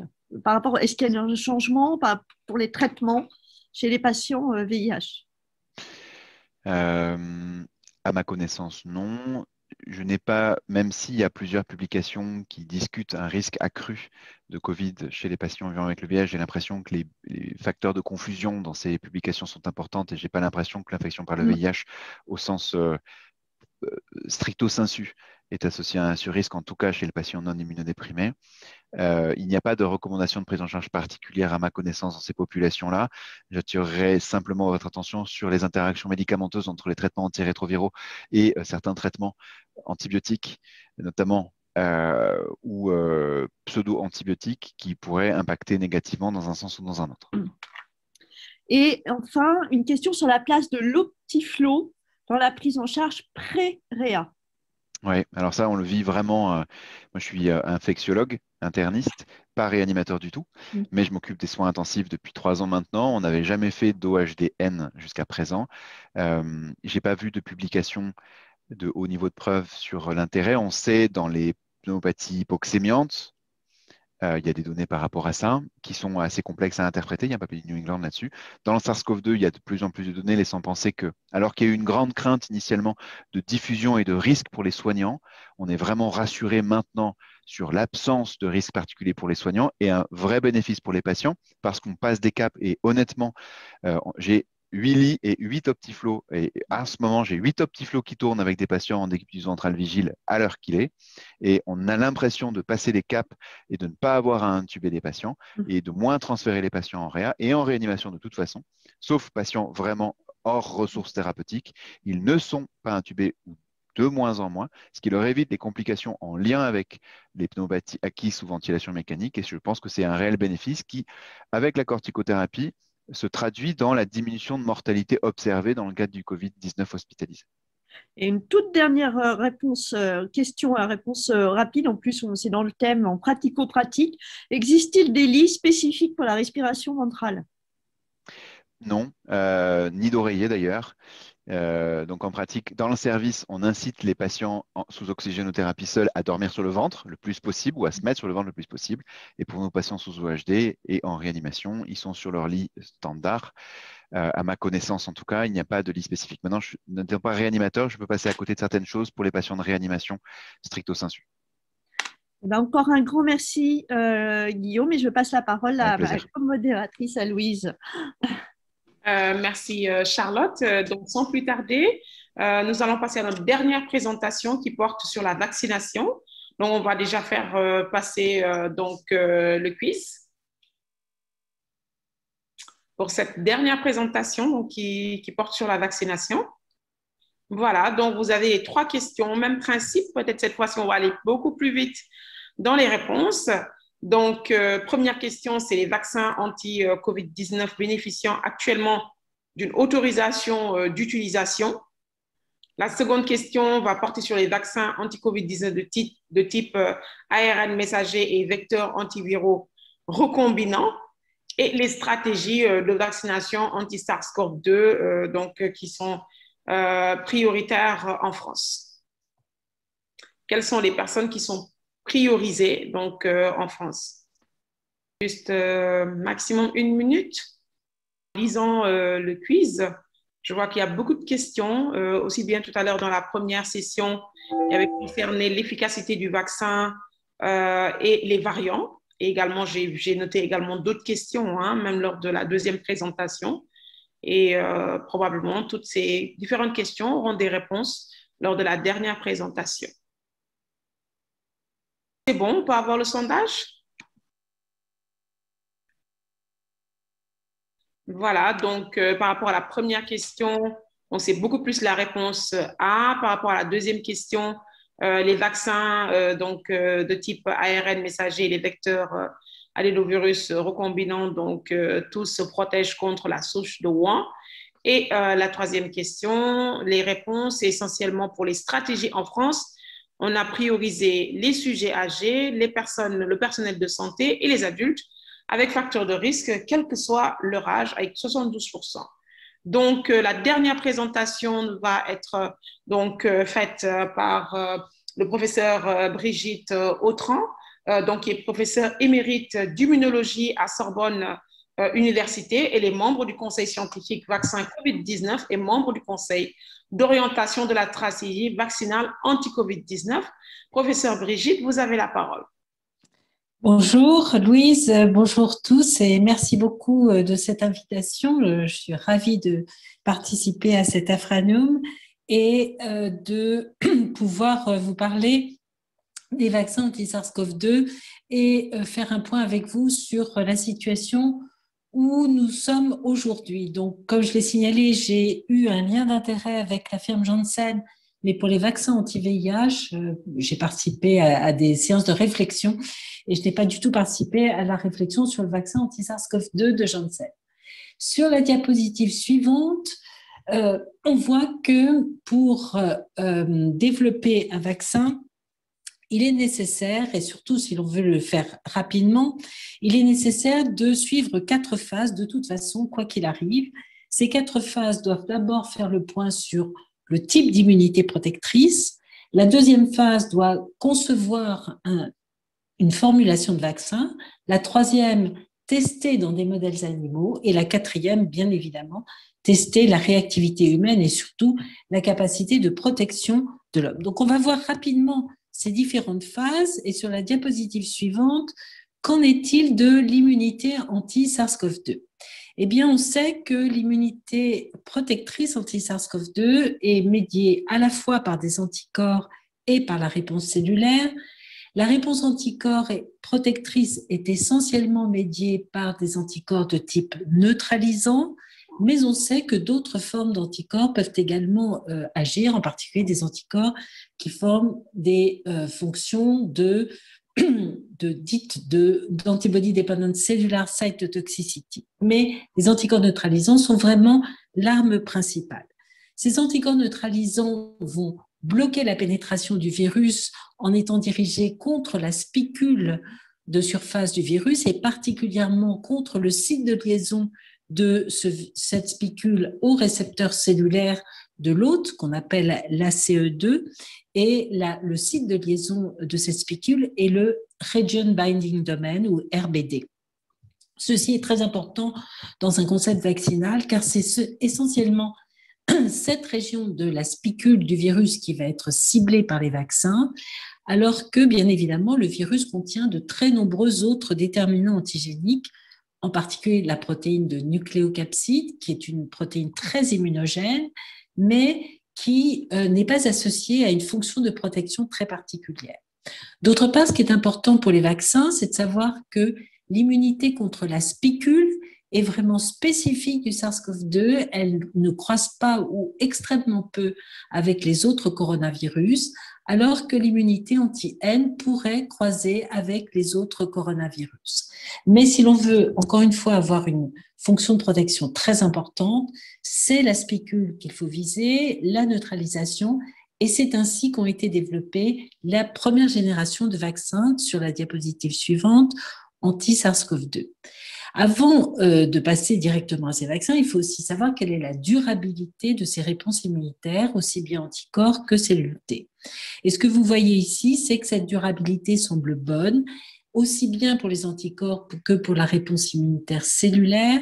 On a un recul dans ce travail qui avait été publié en janvier, un recul d'au moins 6 mois. On sait maintenant que cette réponse immunitaire persiste probablement au moins 1 an. En tout cas, il ne semble pas y avoir de défaut particulier de réponse immunitaire contre le virus. Et donc, tous les signaux sont en vert pour pouvoir composer un vaccin de bonne qualité. Diapositive suivante. Pour faire ce vaccin, il fallait bien évidemment réfléchir à quel type de vaccin on pouvait utiliser. Donc, il y a eu des stratégies tout à fait classiques de développement de vaccins selon les bonnes vieilles formules de Jenner, d'un vaccin vivant atténué ou de Pasteur avec un vaccin inactivé. Donc, en particulier, la Chine a fait le choix de développer essentiellement des vaccins inactivés. Dans les pays occidentaux, il a été choisi d'utiliser des stratégies plus rapides, mieux acceptables par les agences réglementaires, car offrant un profil de sécurité bien plus contrôlé. Et ce sont essentiellement les stratégies les plus récentes de formulation de vaccins qui ont été choisies, soit des vaccins de type sous-unitaire formés de protéines recombinantes, soit surtout ces 2 technologies les plus récentes de vaccins qui consistent à utiliser soit des vecteurs viraux recombinants, donc on prend un virus autre, comme par exemple les adénovirus, qui sont responsables d'une très faible pathologie chez l'homme, mais que l'on peut totalement, non pas inactiver, mais rendre totalement inoffensifs en les empêchant de répliquer et en les empêchant d'avoir une quelconque pathogénicité, dans lesquels on peut facilement faire insérer le gène codant pour la spicule du SARS-CoV-2, comme on l'avait fait d'ailleurs pour le vaccin anti-Ebola, en l'insérant soit dans le vecteur adéno, soit dans le vecteur de type VSV, le gène d'enveloppe du virus Ebola. Et vous savez que ça avait fait un excellent vaccin qui protégeait à plus de 98% contre Ebola. Donc, c'est une stratégie équivalente qui a été proposée pour le SARS-CoV-2 avec 2 firmes leaders dans le domaine et on pourrait presque dire 3, la firme AstraZeneca avec l'université d'Oxford, la firme Janssen et l'Institut Gamaleya qui est l'Institut national de développement vaccinal russe. Et puis, il y a une stratégie tout à fait nouvelle qui a été développée, enfin quand je dis tout à fait nouvelle, qui repose sur une technologie ancienne, mais qui n'avait jamais été portée jusqu'à un niveau de test d'efficacité et qui est basée sur l'utilisation d'ARN messager codant directement pour la spicule du SARS-CoV-2. Et l'on va voir tout à l'heure le profil d'immunogénicité et d'efficacité de ces vaccins. Sur la diapositive suivante, on a essentiellement donc testé, je parle essentiellement de des approches qui ont été évaluées dans les pays occidentaux, ces vaccins de type ARN messager, mais qui avaient déjà été proposés pour d'autres virus sans atteindre ce niveau d'évaluation de phase 3, des vecteurs viraux recombinants, des protéines recombinantes, soit sous forme de protéines solubles, soit sous forme de nanoparticules. Il faut mentionner que pour ces protéines recombinantes, il y a toujours besoin d'addition d'un adjuvant, alors que pour les vaccins de type ARN messager ou vecteur viral de type adénovirus, nous n'avons pas besoin d'ajouter d'adjuvant. Sur la diapositive suivante, quels étaient les profils d'immunogénicité que pouvaient amener ces vaccins? Eh bien, tout d'abord, voyons la composition même de ces vaccins révolutionnaires qui sont les vaccins de type ARN messager. Vous voyez le gène qui code pour la spicule du SARS-CoV-2 et on va donc traduire ce gène au laboratoire industriel en ARN messager et cet ARN messager va être modifié pour ne pas trop exciter le système immunitaire car effectivement l'ARN est un composé très immunoréactif. C'est-à-dire que quand un ARN étranger pénètre dans une cellule, la cellule a tendance à le rejeter. Donc, depuis 30 ans, il y avait eu des recherches très importantes pour arriver à mieux contrôler ces processus de rejet de l'ARN messager en le modifiant légèrement. Et puis, la deuxième étape importante est de protéger ces ARN qui sont très facilement dégradables par des enzymes qu'on appelle les RNases, et on les protège en les insérant dans des vésicules composées de lipides, on appelle cela des liponanoparticules.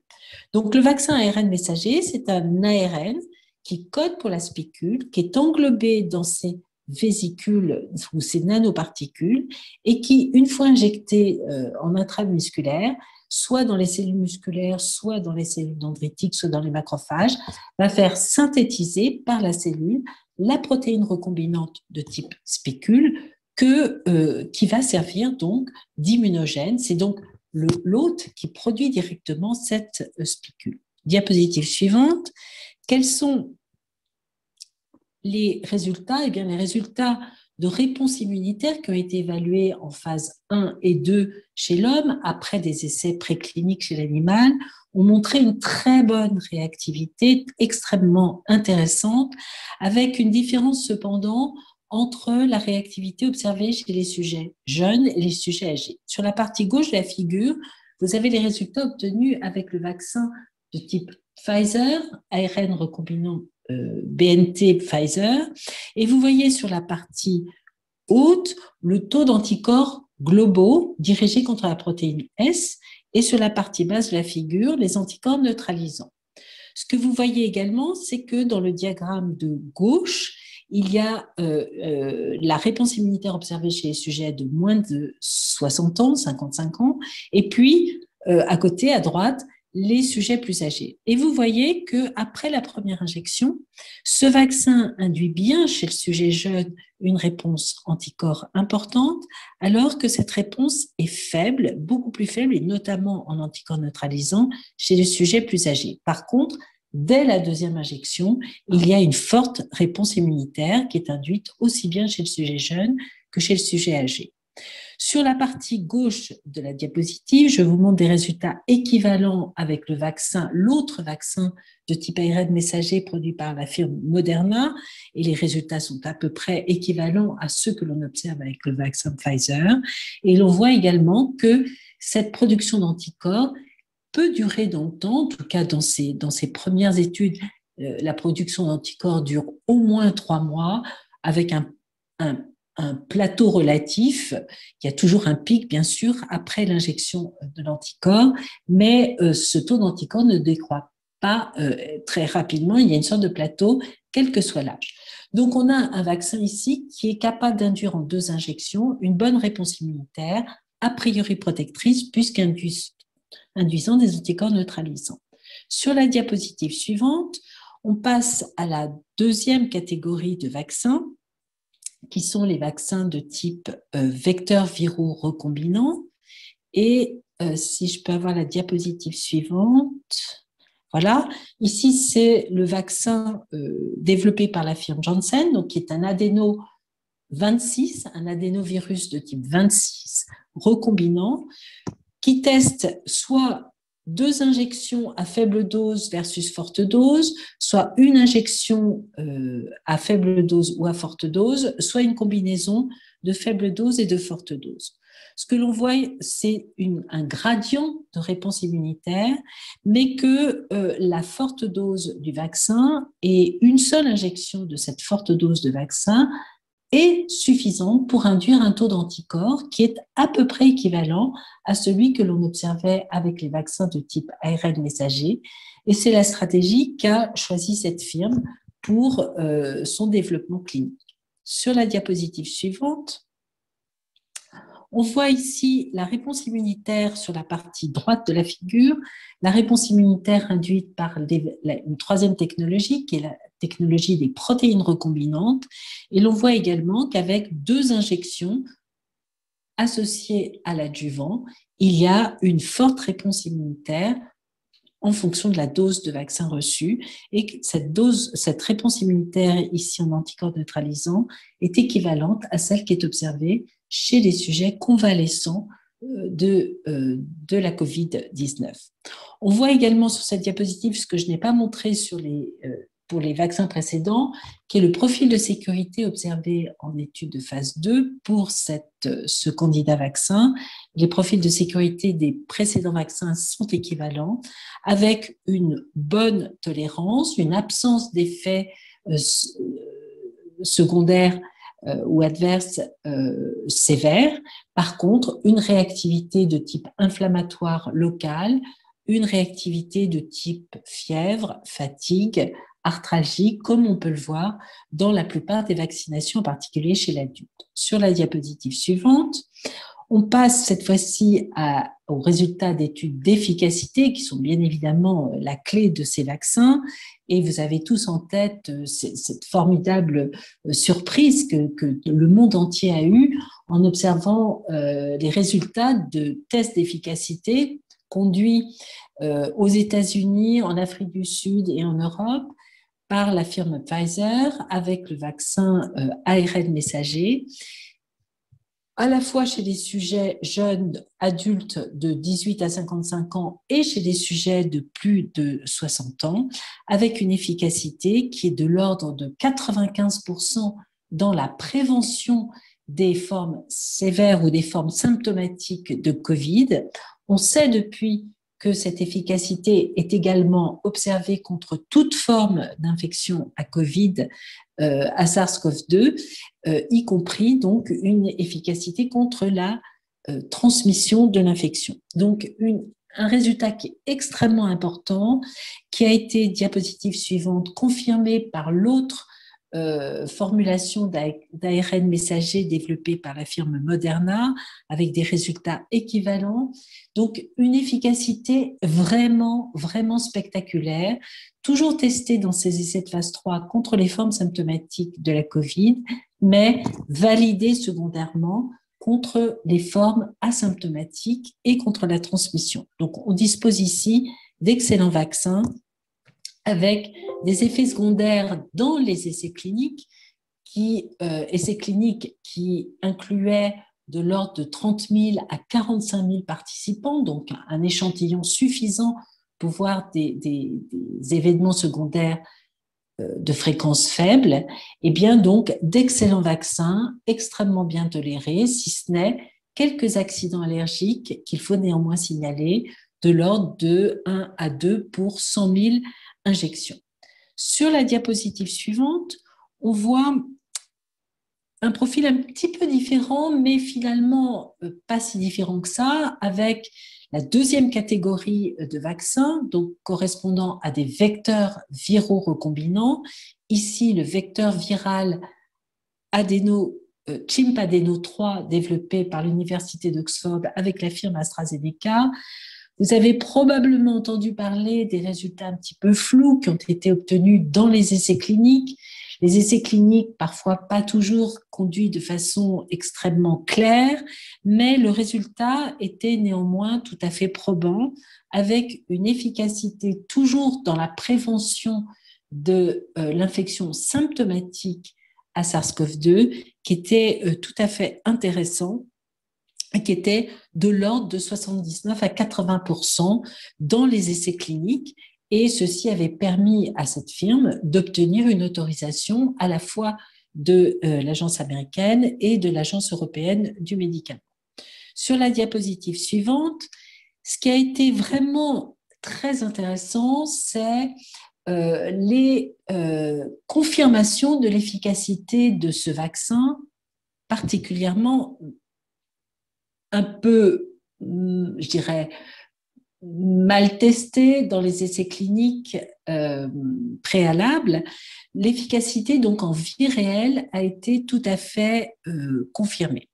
Et cette efficacité en vie réelle a été confirmée grâce à l'introduction précoce des vaccins, en particulier en Angleterre, enfin au Royaume-Uni, en Israël et secondairement aux États-Unis. Donc, les données d'efficacité en vie réelle que l'on a obtenues ont permis de montrer ici en Europe et en particulier pour le Danemark, un résultat tout à fait probant avec le vaccin de type ARN messager. Je garde la même séquence de présentation, donc d'abord le vaccin ARN messager. Et l'on voit sur cette diapositive que, ce qui est encadré en rouge, que l'efficacité vaccinale, vaccine efficacy, est de l'ordre de 90%, voire supérieur à 90%, dans une population d'âge moyen, adulte, de 18 à 65 ans, qui correspond à la population des travailleurs, des professionnels de santé. Par contre, une efficacité qui reste très satisfaisante, mais moindre, chez des sujets plus âgés, avec une efficacité qui diminue de l'ordre de 64%, mais qui reste néanmoins tout à fait intéressante chez des sujets en résidence de retraite. Sur la diapositive suivante, le résultat de vie réelle le plus spectaculaire est celui observé au Royaume-Uni, avec la comparaison des résultats d'efficacité utilisant le vaccin ARN messager de Pfizer en bleu et le vaccin AstraZeneca en rouge. L'Angleterre avait choisi une stratégie de priorisation qui était un peu différente de ce qui a été observé, ce qui a été suivi en France, c'est-à-dire que l'Angleterre avait priorisé l'utilisation du vaccin Pfizer chez les sujets jeunes et du vaccin AstraZeneca chez les sujets âgés. Et l'on voit sur la partie droite de la figure que l'efficacité en vie réelle après une seule dose du vaccin Pfizer, conditionnée, comme vous devez vous en souvenir, pour être injecté en 2 doses, donnait une efficacité en vie réelle de l'ordre de 85%, ce qui est déjà remarquable. Et on sait que cette efficacité croît encore après la 2e dose. Et puis, une efficacité après une seule dose du vaccin AstraZeneca en vie réelle de 94%, et comme vous le voyez, chez les sujets âgés. Donc, ce résultat d'efficacité en vie réelle du vaccin AstraZeneca, donc basé sur un vaccin de type vecteur adénoviral, est extrêmement importante, extrêmement rassurante, et montre qu'il s'agit là aussi, malgré les errances des essais cliniques, d'un excellent vaccin. Donc, sur la diapositive suivante, bien sûr, tous ces vaccins ont été testés à une époque où ne circulait que la souche originale de type Wuhan. Et la grande question a été de savoir si ces vaccins pouvaient être efficaces contre les variants d'intérêt actuels. Donc, vous voyez ici que sur la partie droite de la figure, il a été testé au laboratoire la capacité de neutralisation de sérum de vaccinés, de sujets vaccinés, ayant reçu soit le vaccin de type Moderna, soit le vaccin de type Pfizer. Et l'on voit qu'il y a une petite perte d'efficacité de ces sérums de vaccinés contre le variant de type UK, mais surtout une perte plus importante d'efficacité contre le variant de type sud-africain, le B1.351, qui cumule les mutations 417, 484 et 501. Et sur la partie gauche de la diapositive, vous voyez le facteur de diminution que ces sérums de vaccinés peuvent observer vis-à-vis des différents variants. Donc, on a aujourd'hui une assurance que les vaccins à notre disposition conserve une efficacité tout à fait correcte et suffisante contre le variant B117, donc le variant dit britannique. Par contre, perd de façon assez notoire son efficacité contre, en tout cas in vitro, contre le variant de type sud-africain.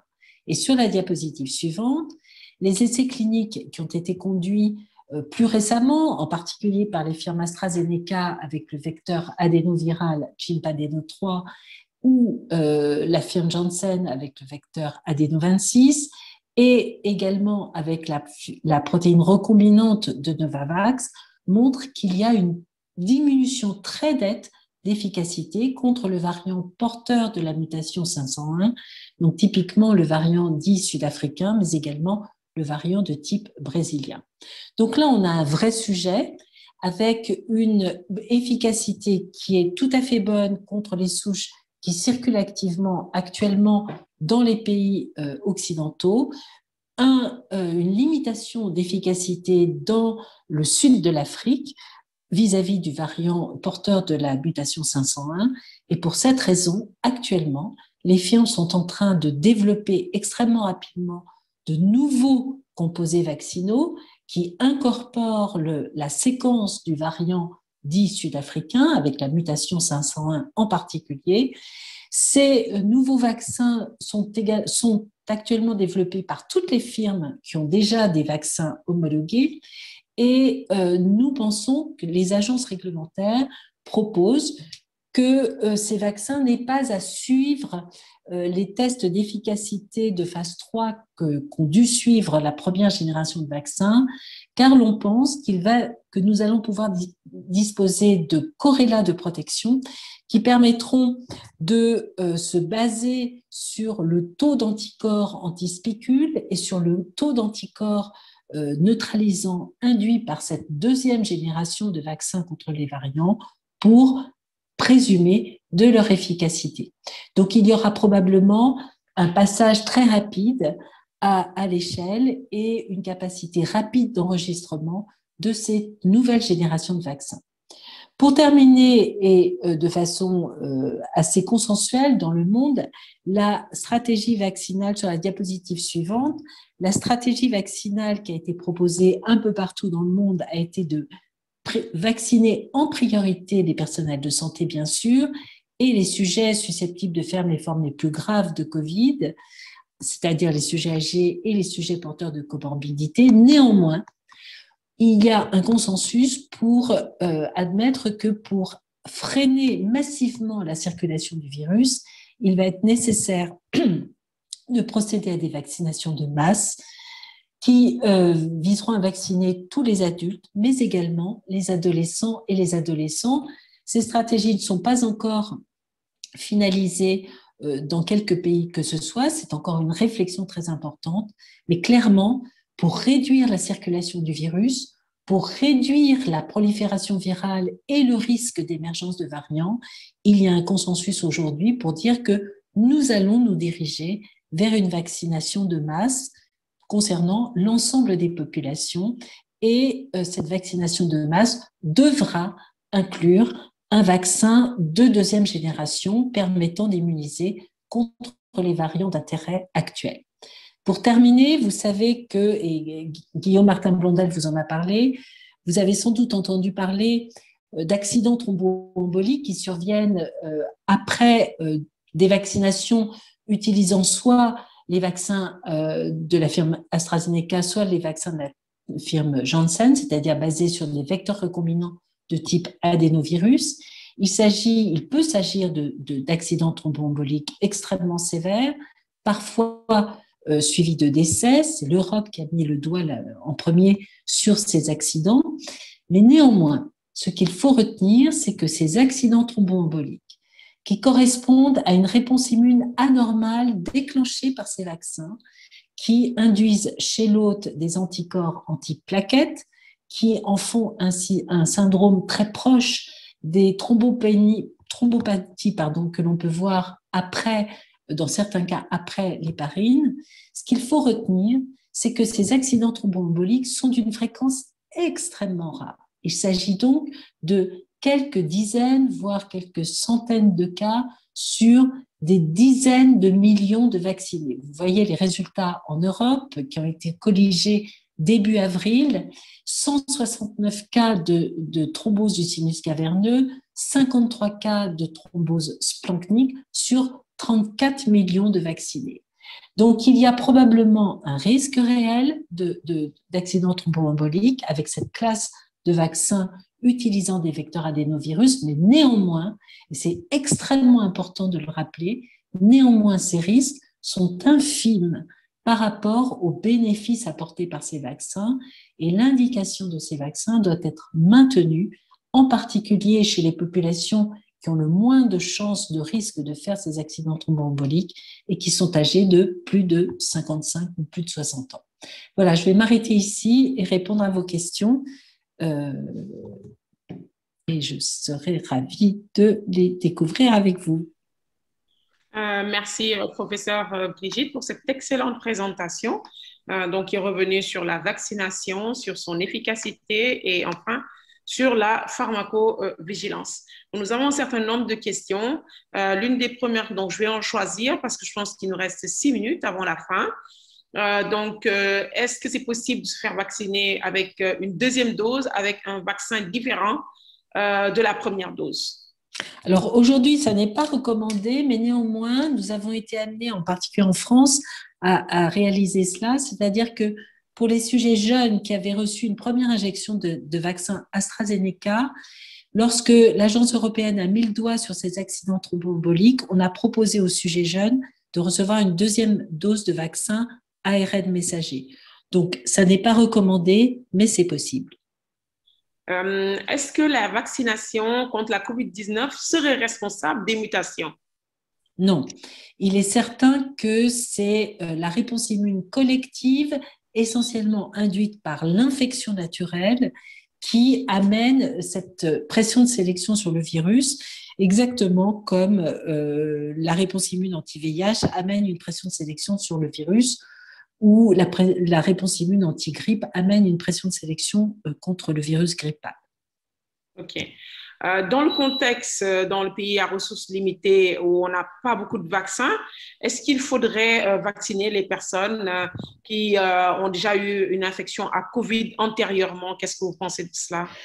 Alors, en Europe et dans les pays occidentaux de manière générale, on recommande de ne faire qu'une seule dose de vaccin chez les sujets qui ont déjà eu la COVID et de ne la faire que plus de 3 mois après la COVID. Donc, clairement, il n'y a pas d'urgence à vacciner les sujets qui ont déjà été infectés et une seule dose suffit. Merci. Pour la vaccination des femmes allaitantes et les sujets VIH. Il est tout à fait recommandé de vacciner les femmes allaitantes et il est également recommandé de vacciner les sujets VIH. Il est vraisemblable que les sujets VIH non contrôlés qui ont une charge virale élevée et des CD4 bas répondront un peu moins bien que le sujet immunocompétent, mais néanmoins, le bénéfice amené par la vaccination est très supérieur au risque de ne pas répondre à cette vaccination. OK. Étant donné que le titre et la durée de protection ne sont pas connus, qu'est-ce qui finalement détermine le nombre et le délai entre les différentes doses? Alors ça, ce sont j'ai pas eu le temps de m'étendre, mais ce sont les essais de phase 1 et 2 qui ont permis de définir quelle était la meilleure dose et quel était l'intervalle optimal entre les injections. Et donc, pour les vaccins ARN messagers, on a environ 1 mois entre les 2 doses. Pour le vaccin AstraZeneca, 12 semaines, c'est-à-dire 3 mois entre les 2 injections. Et pour le vaccin Janssen, une seule injection suffit. Pour le vaccin Sputnik, l'intervalle est de l'ordre de 6 à 12 semaines. On peut étendre cet intervalle jusqu'à 12 semaines. Et voilà, donc il n'y a pas de règle absolue, mais ceci a été établi pendant les essais de phase 1 et 2. Okay. Une question qui s'intéresse, quelles sont les conséquences à long terme des vaccins à ARN messager? Est-ce qu'ils peuvent entraîner des modifications génétiques? Voilà. Très bonne question. Et la réponse est pas du tout. Il s'agit d'ARN. L'ARN ne pénètre pas dans le noyau, donc l'ARN ne peut pas se recombiner à l'ADN. Il ne va pas être rétrotranscrit en ADN, donc et c'est un produit très labile. Donc il va être capable d'être traduit en protéines dans le cytosol de la cellule. Il ne va jamais rentrer dans le noyau, et puis il sera dégradé dans le cytoplasme de la cellule. Donc il n'y a aucun risque de modification génétique avec ces vaccins. Ok, merci beaucoup. La question, pourquoi l'immunité post-vaccinale est-elle plus protectrice que l'immunité naturelle? Alors, l'immunité naturelle, elle peut être protectrice, mais on sait que si on fait une COVID asymptomatique, la réplication virale est faible et le taux d'anticorps est faible également, et peut même disparaître quelques mois, quelques semaines après cet accident infectieux. Par contre, la vaccination va stimuler beaucoup plus fortement le système immunitaire et induire un taux d'anticorps beaucoup plus important que n'induirait une COVID peu sévère. Le taux d'anticorps induit par les vaccins est équivalent au taux d'anticorps très important induit par une COVID sévère. Donc, d'une manière générale, il est préférable, pour avoir une bonne immunité, il est préférable de se faire vacciner. Merci. Une question, surtout actuellement, des questions sur le vaccin atténué, donc le vaccin atténué, donc le vaccin chinois. Qu'est-ce qui expliquerait qu'on ait une faible protection? Pourquoi la protection et l'efficacité est beaucoup plus faible par rapport aux autres vaccins? Alors, on dispose d'assez peu d'informations, je dirais, de haut niveau scientifique sur ce vaccin. Il est possible que vous savez qu'un vaccin atténué doit répliquer in vivo. Il est possible qu'il soit tellement atténué qu'il ne réplique pas suffisamment in vivo et n'induise pas suffisamment, ne stimule pas suffisamment la réponse immunitaire. On peut assimiler ce vaccin atténuées aux formes asymptomatiques de la COVID, dont on sait qu'elles vont induire une faible réponse immunitaire. Donc voilà, on n'a pas beaucoup d'informations sur ce vaccin, mais c'est un petit peu le parallèle que l'on peut faire. Ok, merci. Ensuite, une question qui porte sur les passeports de voyage. La personne s'intéresse à quels sont les tests qu'on pourrait faire pour distinguer. J'ai l'impression que Aïdjo a un peu répondu à cette question. Oui. Alors, comment distinguer les sujets vaccinés des sujets guéris? Alors, c'est assez simple. Pour l'instant, tous les vaccins, à l'exception des vaccins inactivés et des vaccins atténués, qui sont composés de tous les composants du virus, mais les vaccins de type ARN messager et vecteur viral recombinant ne contiennent que la protéine S. Donc, quand on a été vacciné par ces vaccins, ARN messager ou vecteur viral, on ne développe que des anticorps anti-S et pas d'anticorps anti-N. Et donc, c'est une façon de distinguer l'immunité naturelle de l'immunité vaccinale, mais cela ne marche pas de la même façon pour les vaccins inactivés et les vaccins atténués, qui, eux, ont tous les composants du virus. En ce qui concerne le passeport vaccinal, c'est une question qui est hautement débattue aujourd'hui, qui pose des problèmes éthiques tant que tout le monde n'a pas été vacciné, car il est difficile de restreindre la capacité de voyager au fait qu'on a été vacciné si tout le monde n'a pas la possibilité d'être vacciné. Donc, une possibilité serait de faire un passeport vaccinal basé sur le fait qu'on est séropositif pour la protéine S et ou que l'on n'est pas porteur, qu'on est PCR négatif. Donc, c'est une question hautement débattue qui n'a pas encore de solution. On pense en Europe que si à l'été, tout le monde peut être vacciné, en tout cas tous les adultes peuvent être vaccinés, peut-être alors qu'il deviendra licite de faire un passeport vaccinal. Mais aujourd'hui, on n'est pas du tout dans la situation du vaccin contre la fièvre jaune, où n'importe qui peut être vacciné contre la fièvre jaune. Aujourd'hui, la pénurie des vaccins anti-SARS-CoV-2 ne permet pas de vacciner tout le monde et donc la question du passeport vaccinal est un problème. Merci. Est-ce qu'aujourd'hui, on peut proposer un type de vaccin en fonction des catégories d'âge? Alors, oui, en Europe, mais on a restreint l'utilisation du vaccin adénovirus à la population de plus de 60 ans parce qu'on n'a pas vu d'accident thromboembolique dans cette population de plus de 60 ans.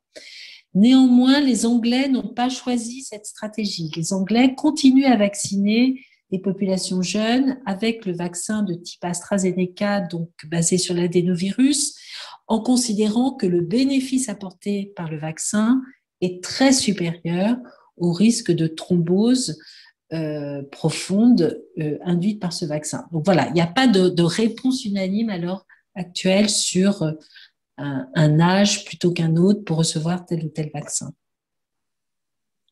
Et là, peut-être dernière question, par rapport à la durée de protection du vaccin.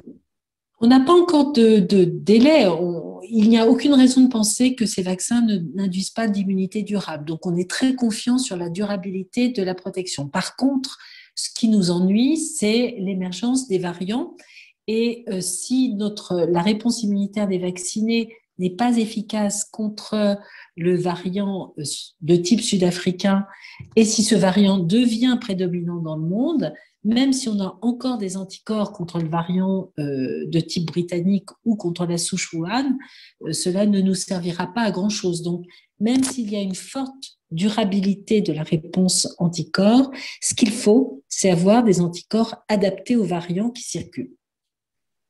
Merci beaucoup, professeur Brigitte, pour cette excellente présentation, en tout cas également pour toutes ces réponses de nos différents participants. Merci à vous. Merci. Je vais repasser la parole. Merci à vous. Merci. Et ben, ce premier Afranum se termine. Écoutez, voilà, vous étiez 165 à nous suivre. Je voudrais vraiment remercier les différents orateurs, Aïdjo Ayouba, Guillaume Martin-Lindel et Brigitte Autran, vraiment des excellentes présentations qu'ils ont fait. Et j'espère que ces présentations ont répondu à vos attentes. Je voudrais remercier la technique. On a un petit peu mis de temps au départ, et puis après, une fois qu'on était parti, ça a marché. Merci à Gilles pour sa coordination de ces nouveaux modules Afranum. Et puis, écoutez, il me reste à vous. Vous allez avoir un questionnaire de satisfaction et puis à vous donner rendez-vous au prochain rendez-vous Afranum qui est donc sera la deuxième partie, toujours sur le Covid, plus sur le terme de stratégie de réponse et sur l'épidémiologie qui se tiendra le 20 mai. Eh bien, je vous remercie encore et je vous souhaite à tous une bonne fin de journée. Au revoir. Merci à tous. Au revoir. Au revoir. Au revoir. Au revoir. À tous, merci à tous. Merci.